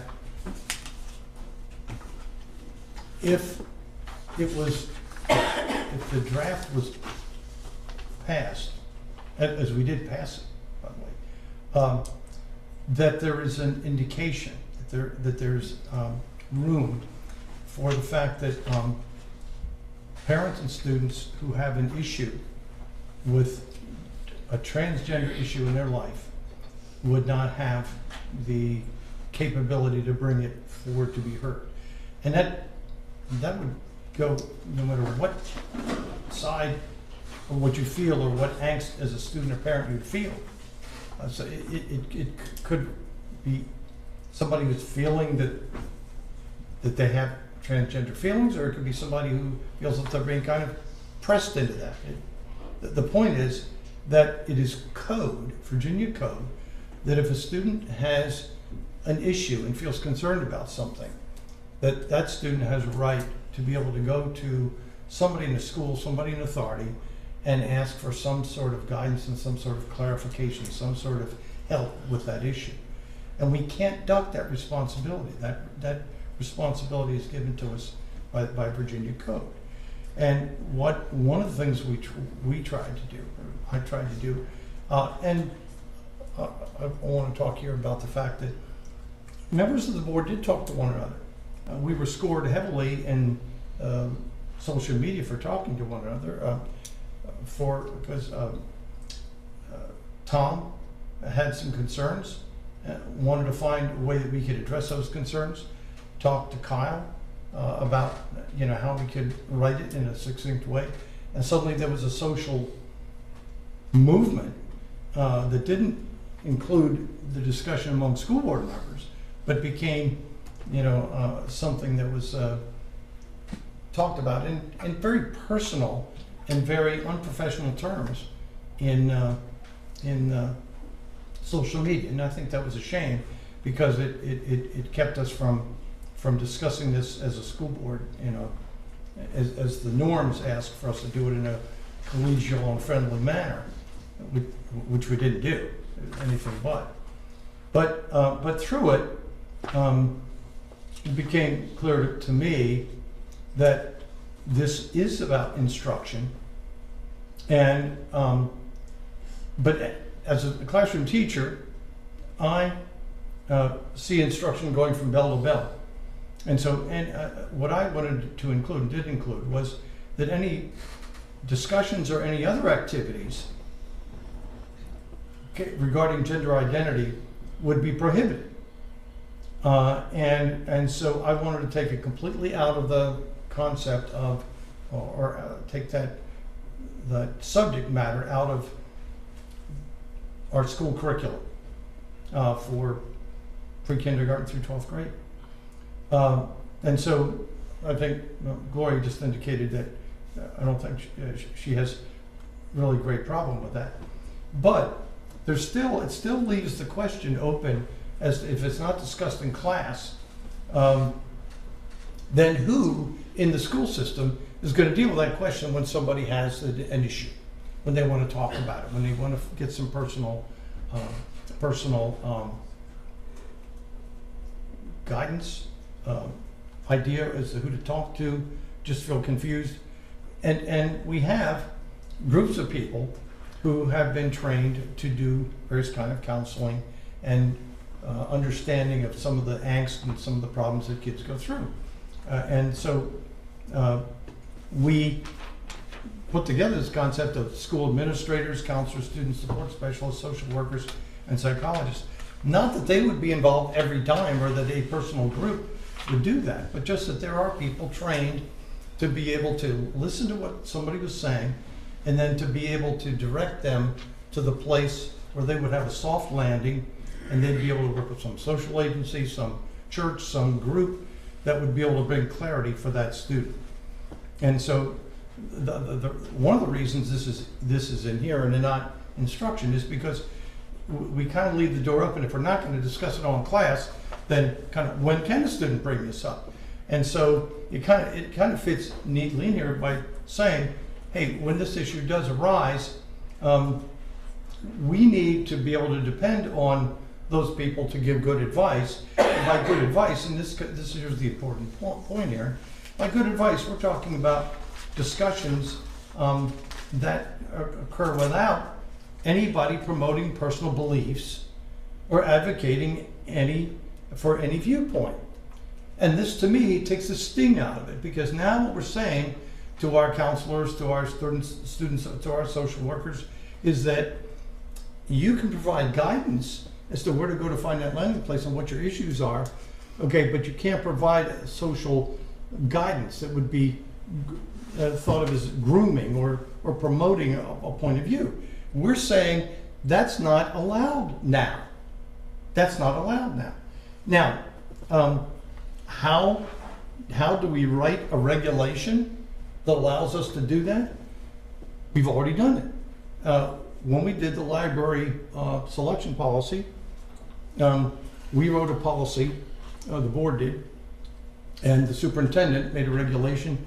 And over the year, we figured out ways that we would work with the administrators in the school and support staff. And so I have every confidence that the superintendent and the staff and the school administrators can find a team.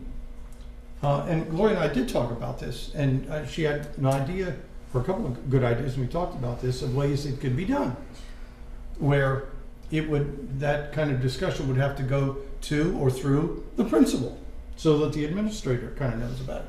Also, where maybe it's done with a team of 2 people, interviewing that student rather than just one. So there are ways of doing this. It might take some refinement, and I think the superintendent would be fine with developing that regulation in concert with the school board to determine, indeed, does that fulfill the intent of what the school board wanted? And that's one of the jobs of our chief operating officer, is to come up with that. I like the fact that it's there. I think it creates a nice triad with the 2 other things that it's tied into. One is, I think we need to tie it into policy 1A, which is instructional goals and objectives, which I've added to cross references. And 2, we need to cross reference it to GBAB, what we've been calling for short, the young and transgender thing. As far as, I'll finish with, I won't finish, but we are not at threat from any executive order from President Trump. It doesn't come directly to us. We've had 2 executive orders from Trump that has come through the educational system, but it goes through our Attorney General, who come up with best practices. It comes from VDOE, and then it winds up for us to deal with. And so, the White House, and it's an irony, the White House is saying that, and I agree with it, that education is the purview of the state and not the national government.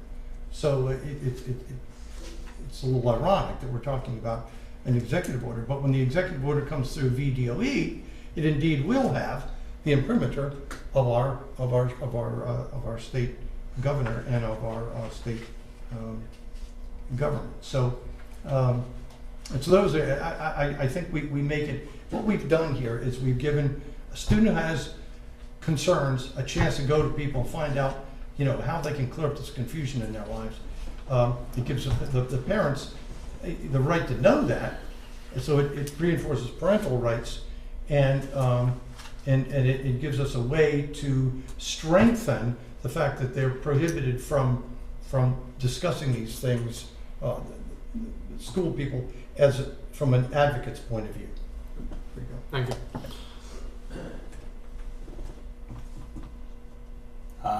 I'll take a bat at it. Mr. Rickard? One thing that you just said was about the executive order and how we're insulated from that. If I remember correctly, just here recently, we were required to sign a document saying that we met the requirements of that executive order. Did we not, Dr. Shepard? It was for Title VI, I believe. Yes. And then just recently, FERPA and people privacy rights. It did cover transgender or gender ideology or gender transition as well, did it not? I would have to go back and look. No. I believe I asked that question at that meeting, and you told me that it did cover that that's what we were talking about. It's on our previous meeting, so I'll look at it real quick. Go ahead, don't let me stop you. The other thing is our federal government, our state government, it's ridiculous how many laws are on the books that supersede or that correspond or that are in conjunction with laws we already have. To me, we've already covered this in the Youngkin model policies. Just referring to that takes care of that. If we add this, it just adds to confusion as to what the staff is supposed to do. We do cover it. And if you go to GBAB, I've got it pulled up on my laptop now, and you read that, it covers it in plain English. Why we're attaching anything to the teaching policy that has to do with gender ideology or gender transition or any of that is beyond me. I understand what Tom wanted to do, and I know what the state requirements are for us to do when it comes to counseling. But like I said, it's already covered in the model policies. Why are we changing anything or contradicting the model policies? To me, it just adds more confusion to it. Other than that, to me, policy after policy, you just refer back to one of the policies we already have and it takes care of it. Were you able to find that, Dr. Shepard? Yes, it's, so it was Title VI, and it was based on that nobody would get preferential treatment based on race, sex, gender, those types of things. Yeah, it was preferential treatment. Gotcha. So we have not had to sign anything yet because we receive federal funds that we are not doing anything when it comes to gender ideology? No. Okay. Other than that, to me, it's keep it simple. We're overcomplicating things. If you could have been, I wasn't going to say which campus, but when we were doing our personnel committee meetings, if you could have been there when we were attacked by one of our own teachers, it was to the point that Dr. Shepard had to tell her to get back in line. She was way out of line.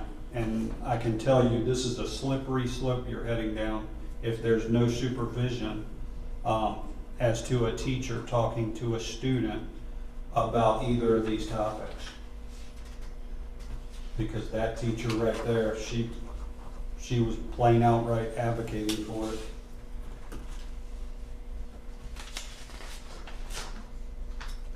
Thank you, Mr. Rickard. Mr. Vance? Or Mr. Street? Mr. Street. Mr. Street, do you have anything on this? I guess, I guess one, I was hearing teachers, but in draft 2, teachers is not on that list, so I don't know why teachers was even being said. But, we passed something as far as instruction that we were all under the understanding towards a class And this draft 2 kind of is just for an individual that kind of, to me, falls under mental illness, I guess you would say, if there's an issue. And the reality is they're going to come to someone if they have an individual problem, you know, with their thinking or their thoughts or whatever. And that was all this was, is to cover that before a student goes home and hurts themselves, which, you know, in Mount Jackson, we've experienced that. So that's all this is it was supposed to be simple, and it also does, you know, it was my impression that the staff was even a little confused. What can we do? What can we do? And I guess in draft 2, to me, I'm not really big on refer to this or refer back to that. Just tell me what you want to say. You know, I guess I just like to keep things more simple. Just tell me what you want to say instead of, well, refer to that or refer to this. And I guess, you know, I guess that's really the only thing I have to say. Thank you, Mr. Street. Since we're still in the first turn, I guess, Mr. Vance. Well, I agree wholeheartedly that Shenandoah County Public Schools and all the government agencies out there have no role to play in advocating transgenderism, and I think we all agree on that, at least here on the board. Being the oldest person in the room, I had a different support system in my life. I had a family, I had a religious foundation, norms have changed and so forth. And we all know that those changes that have taken place where the family is not necessarily the same solid foundation that I enjoy, or the religious foundation is not what is in place now. I'm very satisfied that it prevents the schools of Shenandoah County and the personnel therein to be advocates. They should not be advocates. I agree with that wholeheartedly. And I also agree with Mr. Street, since the foundations of family and religion and so forth are not there. Who do they turn to? Who do they turn to? They spend 175 days, 175 days? Okay. In a school, they build a relationship with these school personnel that, as I said at the last meeting, that's based on trust. And they may need to turn to those people, not for advocacy, but where can I go, as the chairman pointed out. So, I'll stop here. Just 2 things for me. First thing, like Mr. Street said, this whole thing has been, you know, turned into something that it's not. You know, we passed the initial policy, and then it became clear that it needed to be clear for the staff. We all know that nobody sitting up here is in favor of indoctrination or any of those things. We all know it. Everyone in the county knows that nobody up here is for that. And, you know, 4 of us have been attacked online and said that we support indoctrination and all that. We all know that we don't support that. We are trying to make this clear, trying to support students if they are having mental issues or something going on that is making them feel in a way that they need some type of help. And like I said at the one meeting, regardless of if we agree or not, which, you know, everyone has an opinion on these things. The other thing, the staff knows, or they should know, that policy, you have to follow policy. There are consequences in every walk of life, whatever job you do, whatever you do in life for work, there are policies, there are rules that you have to follow. And if you don't follow them, consequences come. So we've talked about, you know, staff members, if they cross that line of policy that the school board has put into place, you know, consequences do come from that. It's just like anything. You violate something, that you've agreed to follow, things happen. So I want to make it clear that, regardless of what we pass tonight, we have policy in place, and if it becomes evident to us and there's evidence that, a violation has happened, consequences could be in place. And that's, like I said, that happens whatever job you may have in your life. So I don't want it to sound like, people are getting away with doing this or that. I mean, if an actual incident happens and it comes to the board, we take that very seriously. Superintendent takes that very serious. The staff here, the principals, I mean, violations of policy shouldn't be happening. And if that is brought to our attention, I think it's clear that we will do what we have to do. And I think the staff, at least most of them, understand that. And if they're trying to skirt that line and get away with things, I think it's pretty clear that it's probably not the best idea. So just moving forward, I think we need to try to give them some clarity. That way it's black and white. If you go against this, then consequences may happen. And that's not a personal attack on anybody that may feel a certain way, but when it comes to your job and working in a school, you have to be teaching in a way that, is appropriate. And, in this case, something like transgender, that is a different kind of situation for everybody. Not everyone's equipped to deal with that. We can't just turn kids away, but we also don't need to be referring them to organizations or things like that have some type of political or gender, anything tied with gender identity in a biased way. So I know I've rambled on for 4 minutes, but just want to put that out there.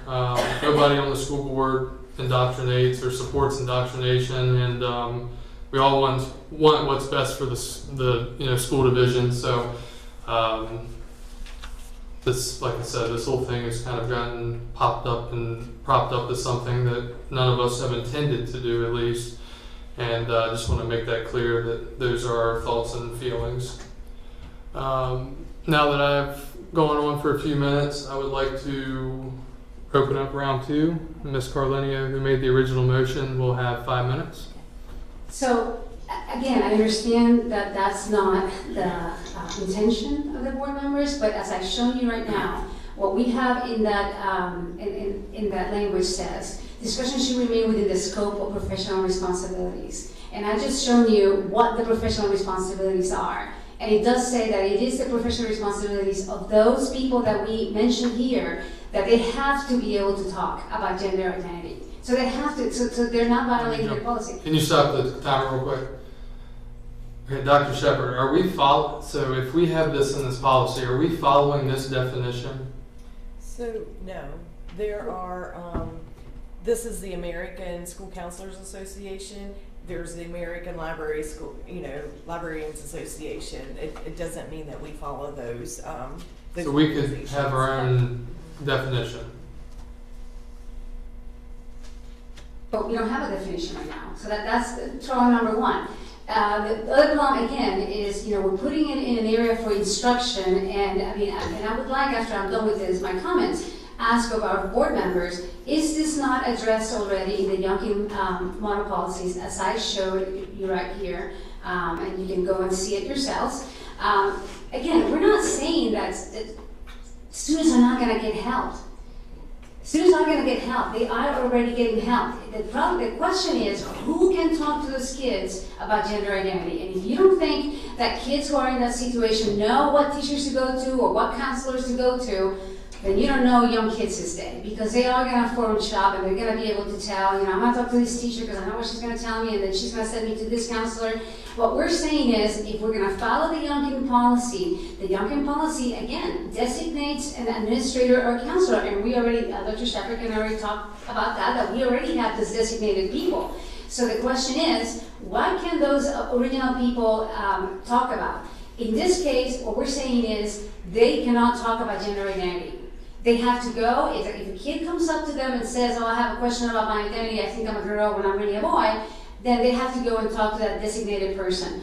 Part of the reason why Youngkin did that is because we have a lot of people who are not trained in this. And in fact, most of the people that we have in this list right now, that we included in here, are not trained in that. They're not trained to be talking about that. Even our counselors are generally just there to help our kids with academics and all that kind of stuff. So that's number one. What we're doing is we're opening up to having these discussions inadvertently. The other point that I wanted to make is with regard to the executive order, it doesn't have to come from the Commonwealth. I mean, we already know, I hope all my fellow school board members know, that the Trump administration is already investigating Loudoun County, Prince William County, Fairfax County, and then Richmond schools on this very issue.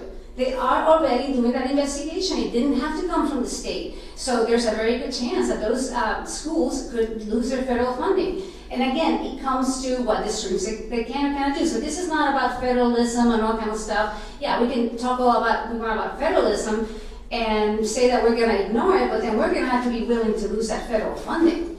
So if we want the federal funding, then we have to kind of follow what those executive orders are. So if we vote to include this language and we vote to put this, to basically change the Youngkin policy into the instruction policy, which is just a complete mess. And I understand some people get confused, but that's just the way policy is. You have a policy about instruction, you have policy about counseling, you have policy about different areas. And if what we're saying in here is, this is about instruction.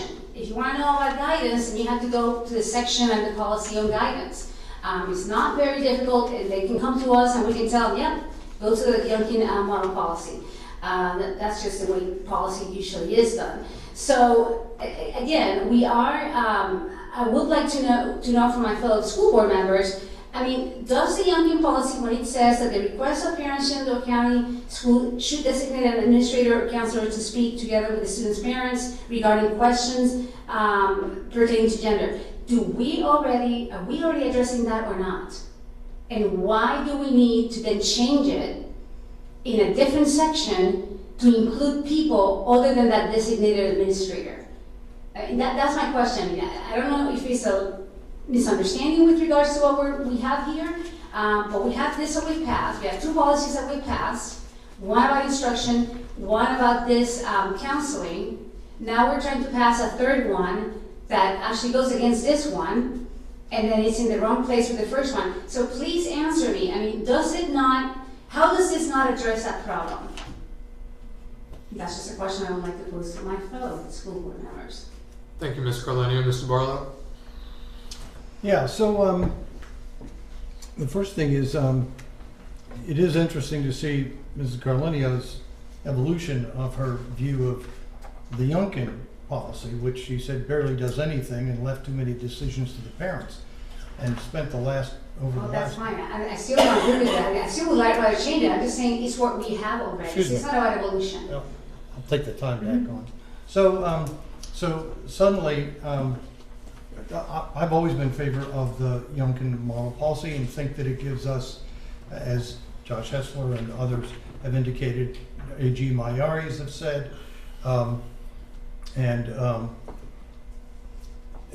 that this is a safe place for us is with the Youngkin policy.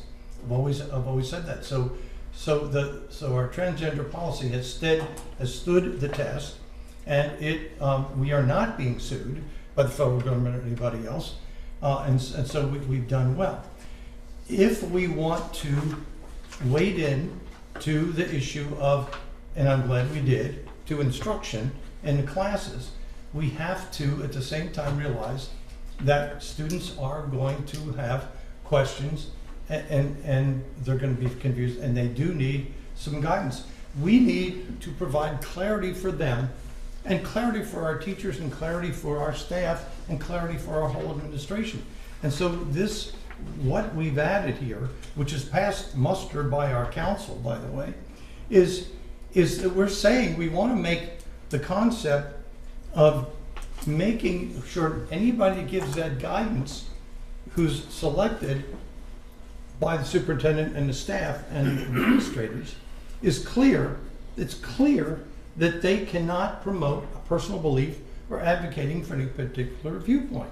And Mr. Gutschall made the point perfectly well, that now we have sharp delineation. What you can do and what you can't do if you're one of these trusted servants, educators in our school system. And I want to work with the superintendent as we develop the regulations, just as we did for the library policy. But this protects parents, it protects students, it protects our staff, and it makes things clear. It's not out of line. It doesn't. Mike said it was no supervision.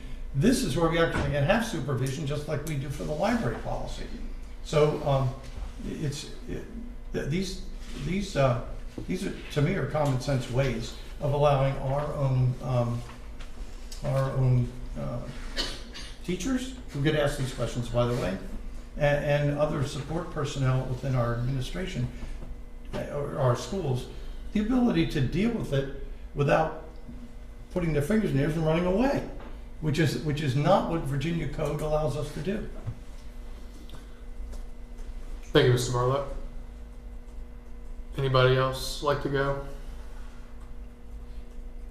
Can I have just a point of information on that? Again, I would like to know, how does that not address that already? Because it does not say that when you give that kind of advice, that it has to be without any advocacy or pointing to a viewpoint. It makes it stronger. It's a clear difference. But the number 4 says, should designate an administrator or counselor. So what you're saying is you're going to have this large group of people who are not going to be able to talk to at every single school. So it clearly goes against the whole spirit of the Youngkin policy, which they meant to do this because they were having these problems at other schools where, any counselor could talk about this, or any social worker could talk about this. And I'll tell you more, in many of them, like Loudoun County, the parents are not allowed, they're not even allowed to tell the parents. Here, at least, we take care of that. So the issue of parental consent is not even an issue here. That's just completely irrelevant here. This is what I'm talking about. Well, you asked the question, I'm answering it for you. That just says designated administrator or counselor.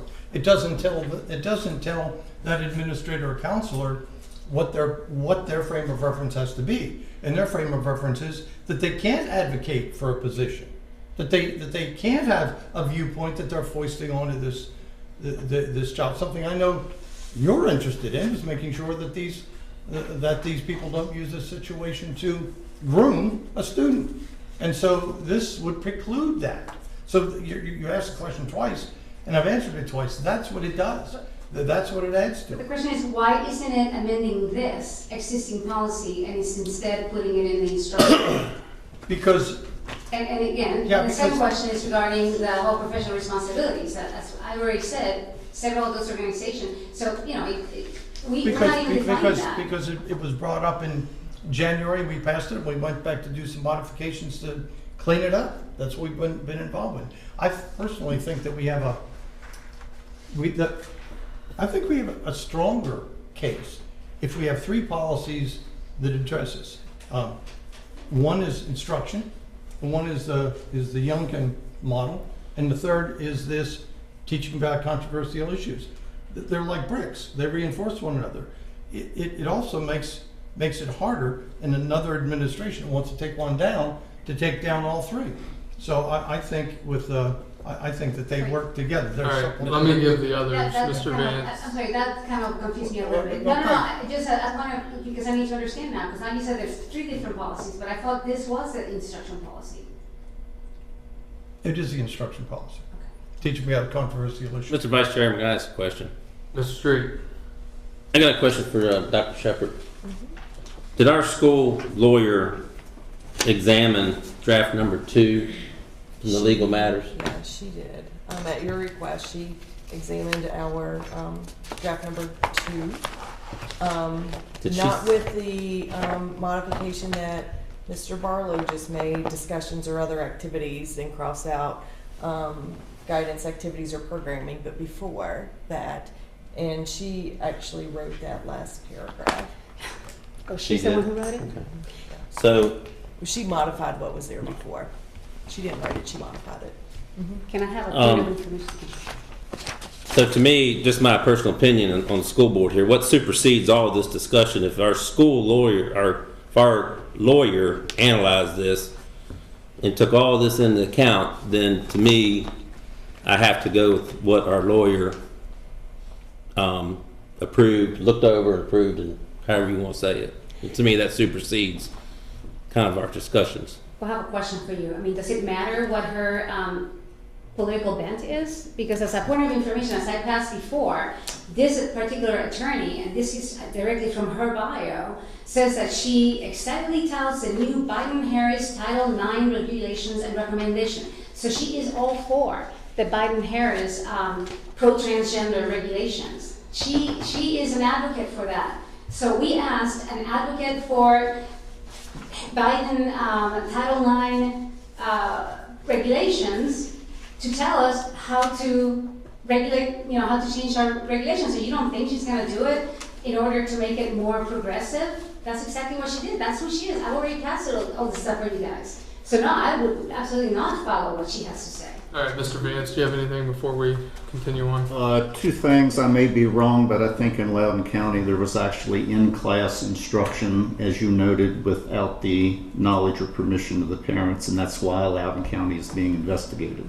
Not because they had a safety net for students. No, it was more than that. There was a lot of other stuff. There's also with the stuff with the that student that was actually transferred out and all that kind of stuff. They have a lot of issues, not just this one, but yeah. And then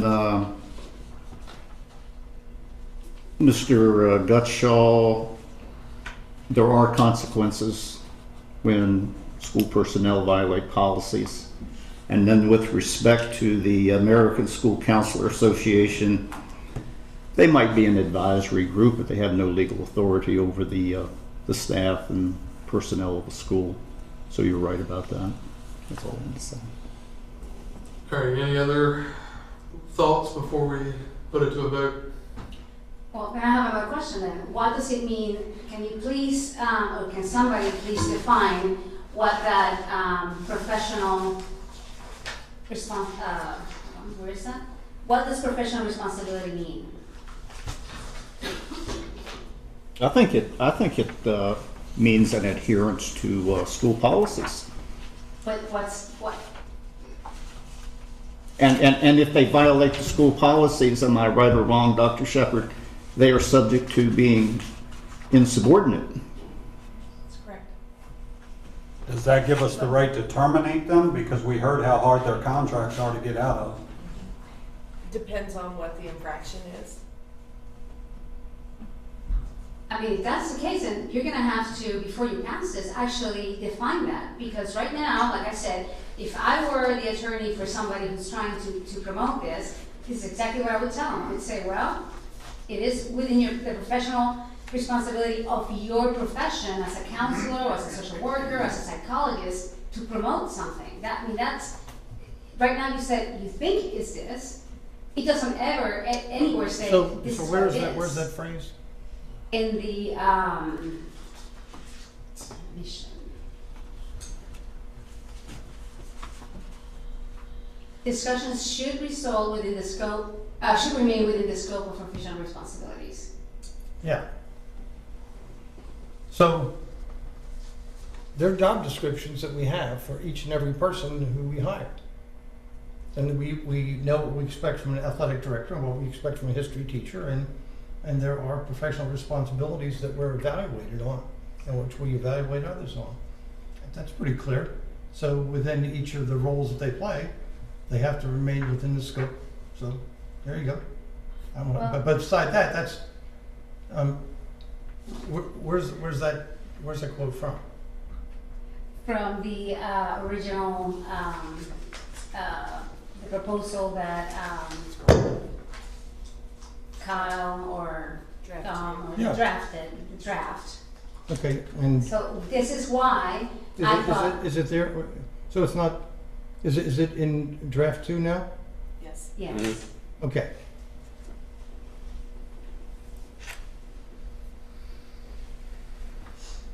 Yeah, so discussion, I mean, if I'm a history teacher, I'm supposed to be teaching history. If I'm a guidance counselor, those are my purviews. I'm not supposed to be a janitor or bus driver and telling somebody what they should be doing. I mean, that's pretty clear to me. You stick to your job description. Anyway. Well, Just you know, cheering it up. then why is there not, well, then let's just get rid of that whole entire sentence. I would agree with Gloria, we're gonna have to define that. No, I think that's ludicrous within the scope of professional responsibilities. The No, two everybody words, has under professional contract is what they do. responsibilities. No, you know, for example, my professional responsibilities as an attorney may be completely, you know, may sometimes go against what the school would want me to do, or what this board would like me to do.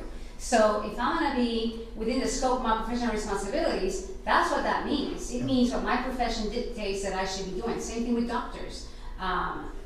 And that's where we have, you know, so many differences with regards to doctors. And right now, even the American Pediatric Association. So, Mr. Chairman, I'd like to call for the question. All right. Calling the question now for, All right, calling question doesn't necessarily force a vote.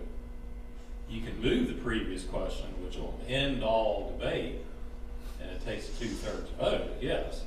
But Okay. just to yell question, that's, Okay. all that signifying is that you are ready, that you personally are ready to vote. Okay, so It if we doesn't call, have any, doesn't carry it. I got it. So if I call for the previous If question, you move the previous question. I move the previous question. It takes a second and 2/3 majority. all right, And no discussion, non-debatable. Mr. Barlow moves to call the question. Previous question. Previous question, is there a second? Second.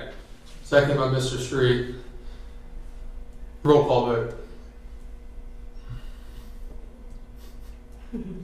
Now, for clarification, Yes.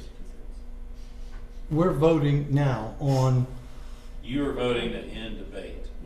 in debate. Okay. End debate. Okay. Only voting on Got it. end debate. Okay. It takes 2/3 of majority, which would be 4, to end debate. Then you immediately move into voting on the question at hand. Thank you.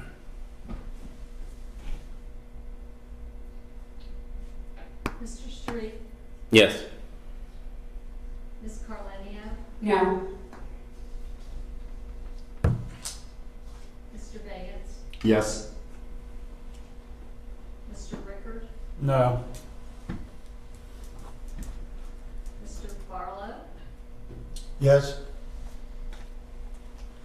and Mr. Gutschall. Yes, motion to end discussion and call the question passes by 4-2, 2/3 majority.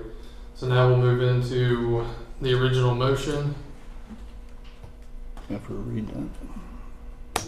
and the original motion was by Ms. Carlinio to adopt draft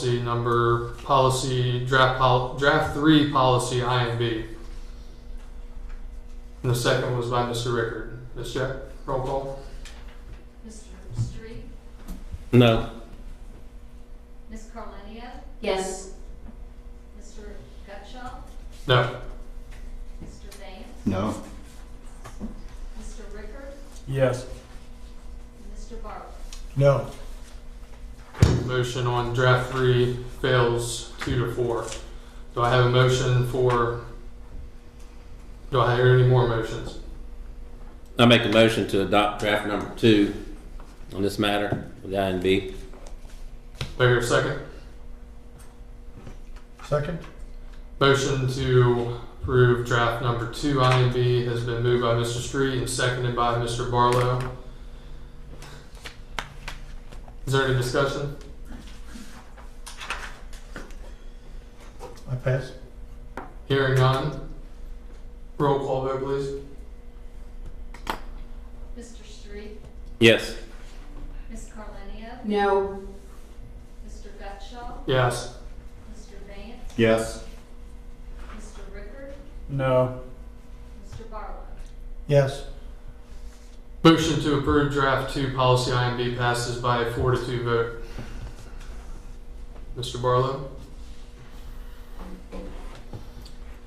All right, we have one further action item, and it is 6.5, math textbook adoption. Do I have a motion to adopt So middle moved. and high school math textbooks as has been presented this evening? So moved. Thank you. Second. I'm sorry, I didn't get the motion. You made the motion. The motion is to adopt the math textbook as presented.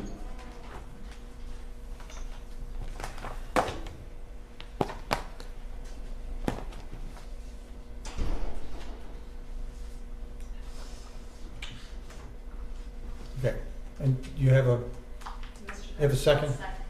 Okay. Any discussion?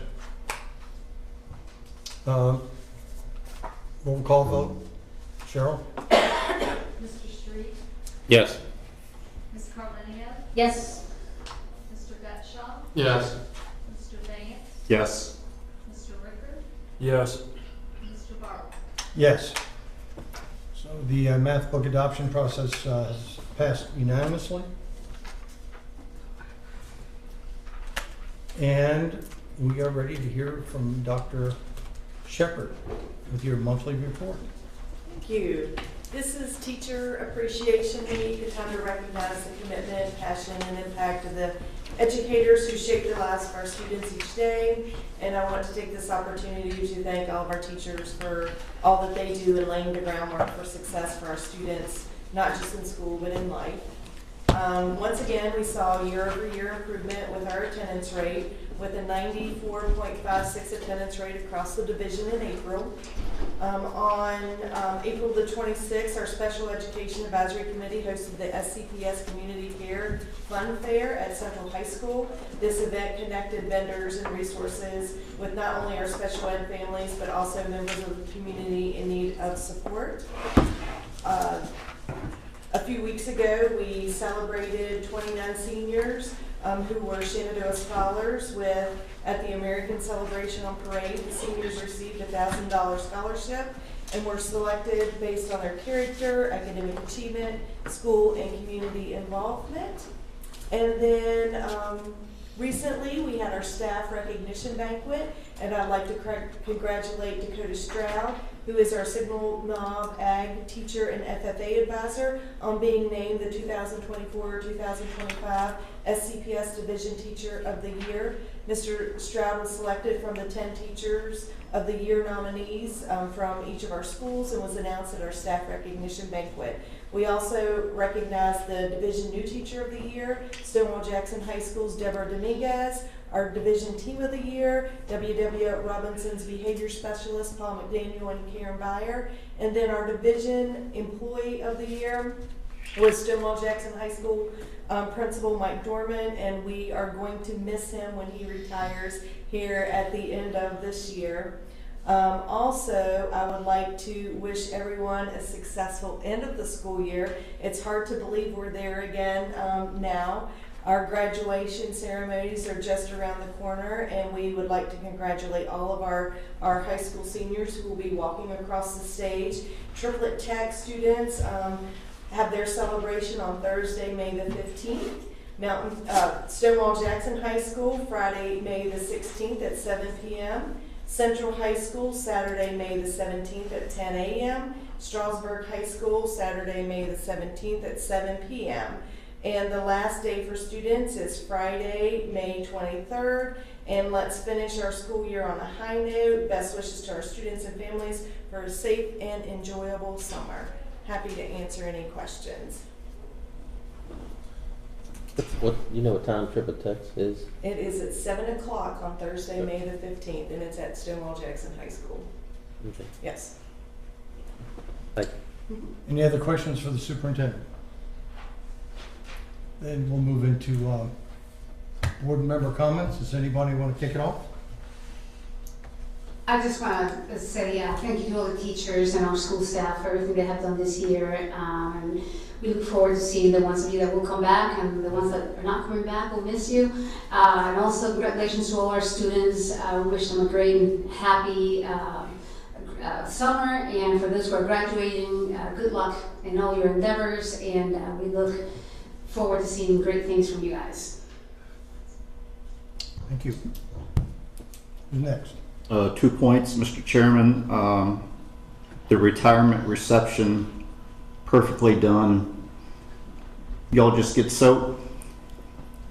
you get better and better. We're going to have more of these because you just keep climbing the ladder. The second point is Sunday is Mother's Day. It was proclaimed in 1914 as a national observance. It was originally noted in our not too far away community of Grafton, West Virginia. Was the first place to have a Mother's Day recognition. So remember Mom on Sunday, her day of recognition. And if you encounter anyone who is indifferent to that, tell them to look up the lyrics to a song recorded by George Jones called Flowers for Mama. It might change their opinion.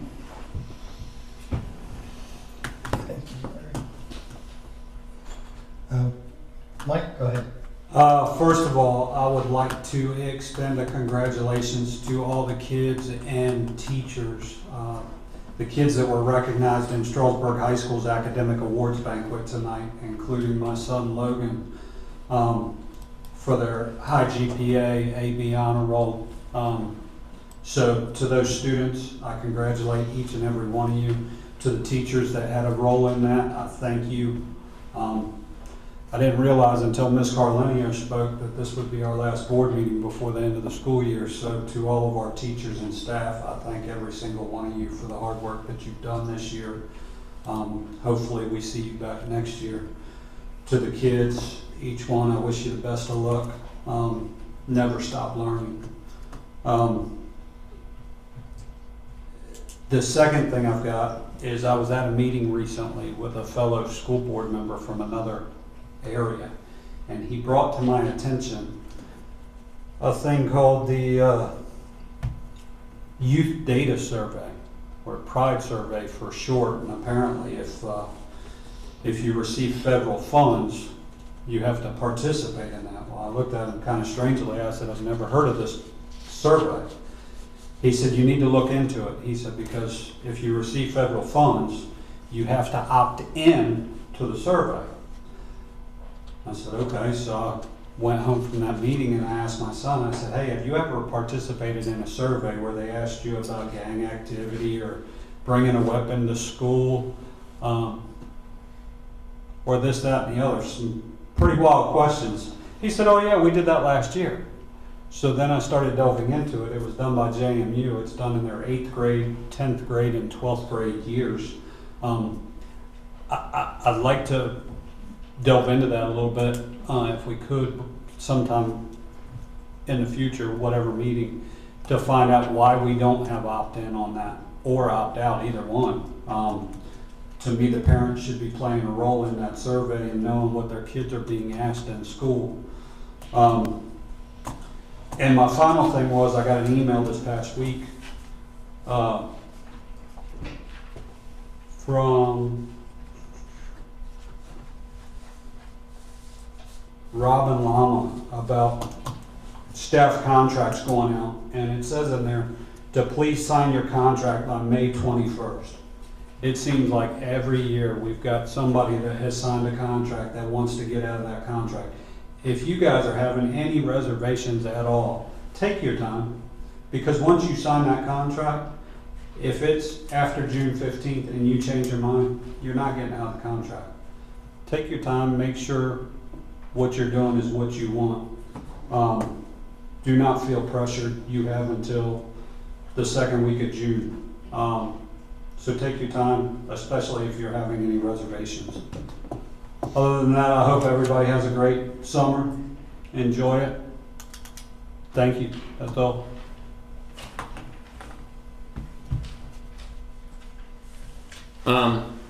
Yep, here we are again at the end of the year. Dr. Shepard, I want to thank you and your staff for the great job you all do. It's the Teachers Week, and I apologize. Normally, I'm off on school board meeting days, but I was unable to get off work, and I was really looking forward to going around the schools. But a big thank you to the teachers, for all you do, and this week is for you.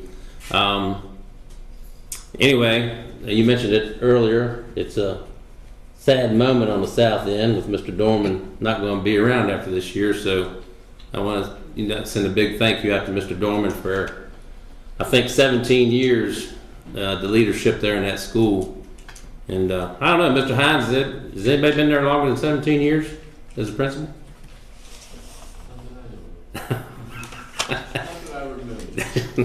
Anyway, big thanks to Mike Dorman and all he's done there at Stonewall High School. So anyway, that's all I have. Yeah, another great school year. To kind of continue what Tom's saying, Mike Dorman, legend, OG, some would say.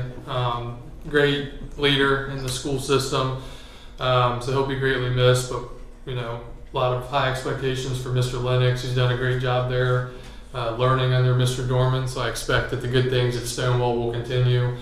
Big thank you to all of our staff members, our teachers, bus drivers, Dr. Shepard, everyone down here that makes everything work properly.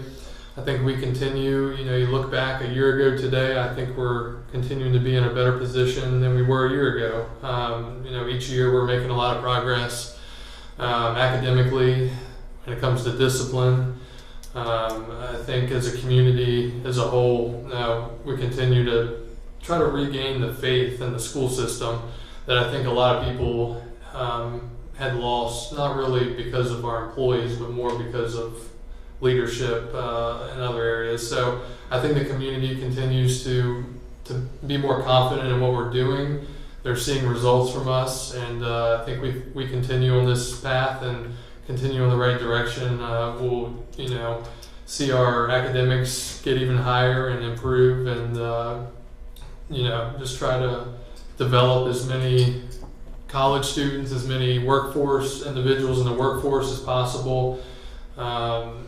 And that's all we can ask for. So just another great school year, and looking forward to next one. Thank you. For our discussion tonight on the budget and surplus, I wanted to especially thank Dr. Shepard for getting those alternatives, those four together. It's pretty tough to balance and trying to find something that comes up. Caitlin, I know that you were instrumental in doing that. And it will give us, I know we were making sausage tonight, but I do think that having those building blocks and things we can move around a little bit might help us at our work session or special hub. But thank you. It was, as I say, it was ugly. But it was, I don't mean what you did. What we did with it was ugly, but those are the building blocks we need. So I appreciate all the hard work that you guys did. Is that a bear or is that a pig? I'm not sure. And then, don't show me that. That's bad. This is what happens when you sit at Dennis Morris's his area. I don't even want to know. I don't even want to know. But I'm as a classroom teacher, I'm really one of the things I really wish I could have done more is to go to the classrooms, because I love the classroom. I spent my first 14 years in professional life as a teacher, and I really miss the classroom. So I wish I'd gotten into more classes and known more teachers. But what I have been able to do is work closer to the central staff, and having experience in the Pentagon, I've got a lot of respect for people who can run a staff well, and this staff is run well. And I just thought in my life, one of my first mentors was someone named Jack Marsh, and I don't know if any of you remember him, but he was a congressman from this area. And I met him when I was in special ops, and he was a guru, pretty. And he took me under his wing, and he was just a fine gentleman, a Virginia gentleman. And he's the first one of that ilk I met, and so I tried to pattern myself after him. And then eventually wound up working for Colin Powell, and he was a gentleman to work for. And But I wanted to give a shout out to another prince among men tonight, and that's Dave Heingartner, because we have worked together on, I've worked closer with you, Dave, probably than anybody, on policies and just getting along and finding ways of doing things. And your positive attitude toward everybody and everything really meant a lot to me those last 3.5 years. And I really respect you, what you did. And I think working with, I don't mean for, but working with the superintendent has been just a marvelous model for anybody in those positions. So that's meant a lot to me. And we were fortunate in having people like Deb Litton and Tim Taylor, who are such professionals. Having said that, I want to start writing other names down and decide I better stop. But we have been blessed with some awfully fine people. And I'll finish off by saying this. Sometimes I think people on staffs get short shrift because they're not in the trenches, right? They're not in the trenches out there, you know, like I used to do with potty patrols in the bathroom or getting the kids, never mind, I don't really want to go into it. But, and people think somehow the central staff is living in some rarefied air. But they're not. They do key work, and without that kind of management and topspin, things just wouldn't get done. So as much as I kind of miss the trenches, I also, it's the first time I've been close to senior education management, that is in public schools. And I'm really impressed with the dedication. So for those of you who are hanging in there, great. Looking forward to more great things. And those of you who are moving on, my best to you. And on that note, I'm going to... Mr. Chairman, real quick, I did forget, I didn't write things down, but Dr. Heingartner, thank you.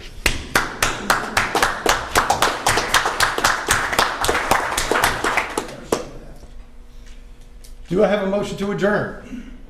Move to adjourn. Thank you, Kyle. Second? Second. All in favor of adjournment, please say aye. Aye. Aye. We are adjourned at 10:03. 10:03.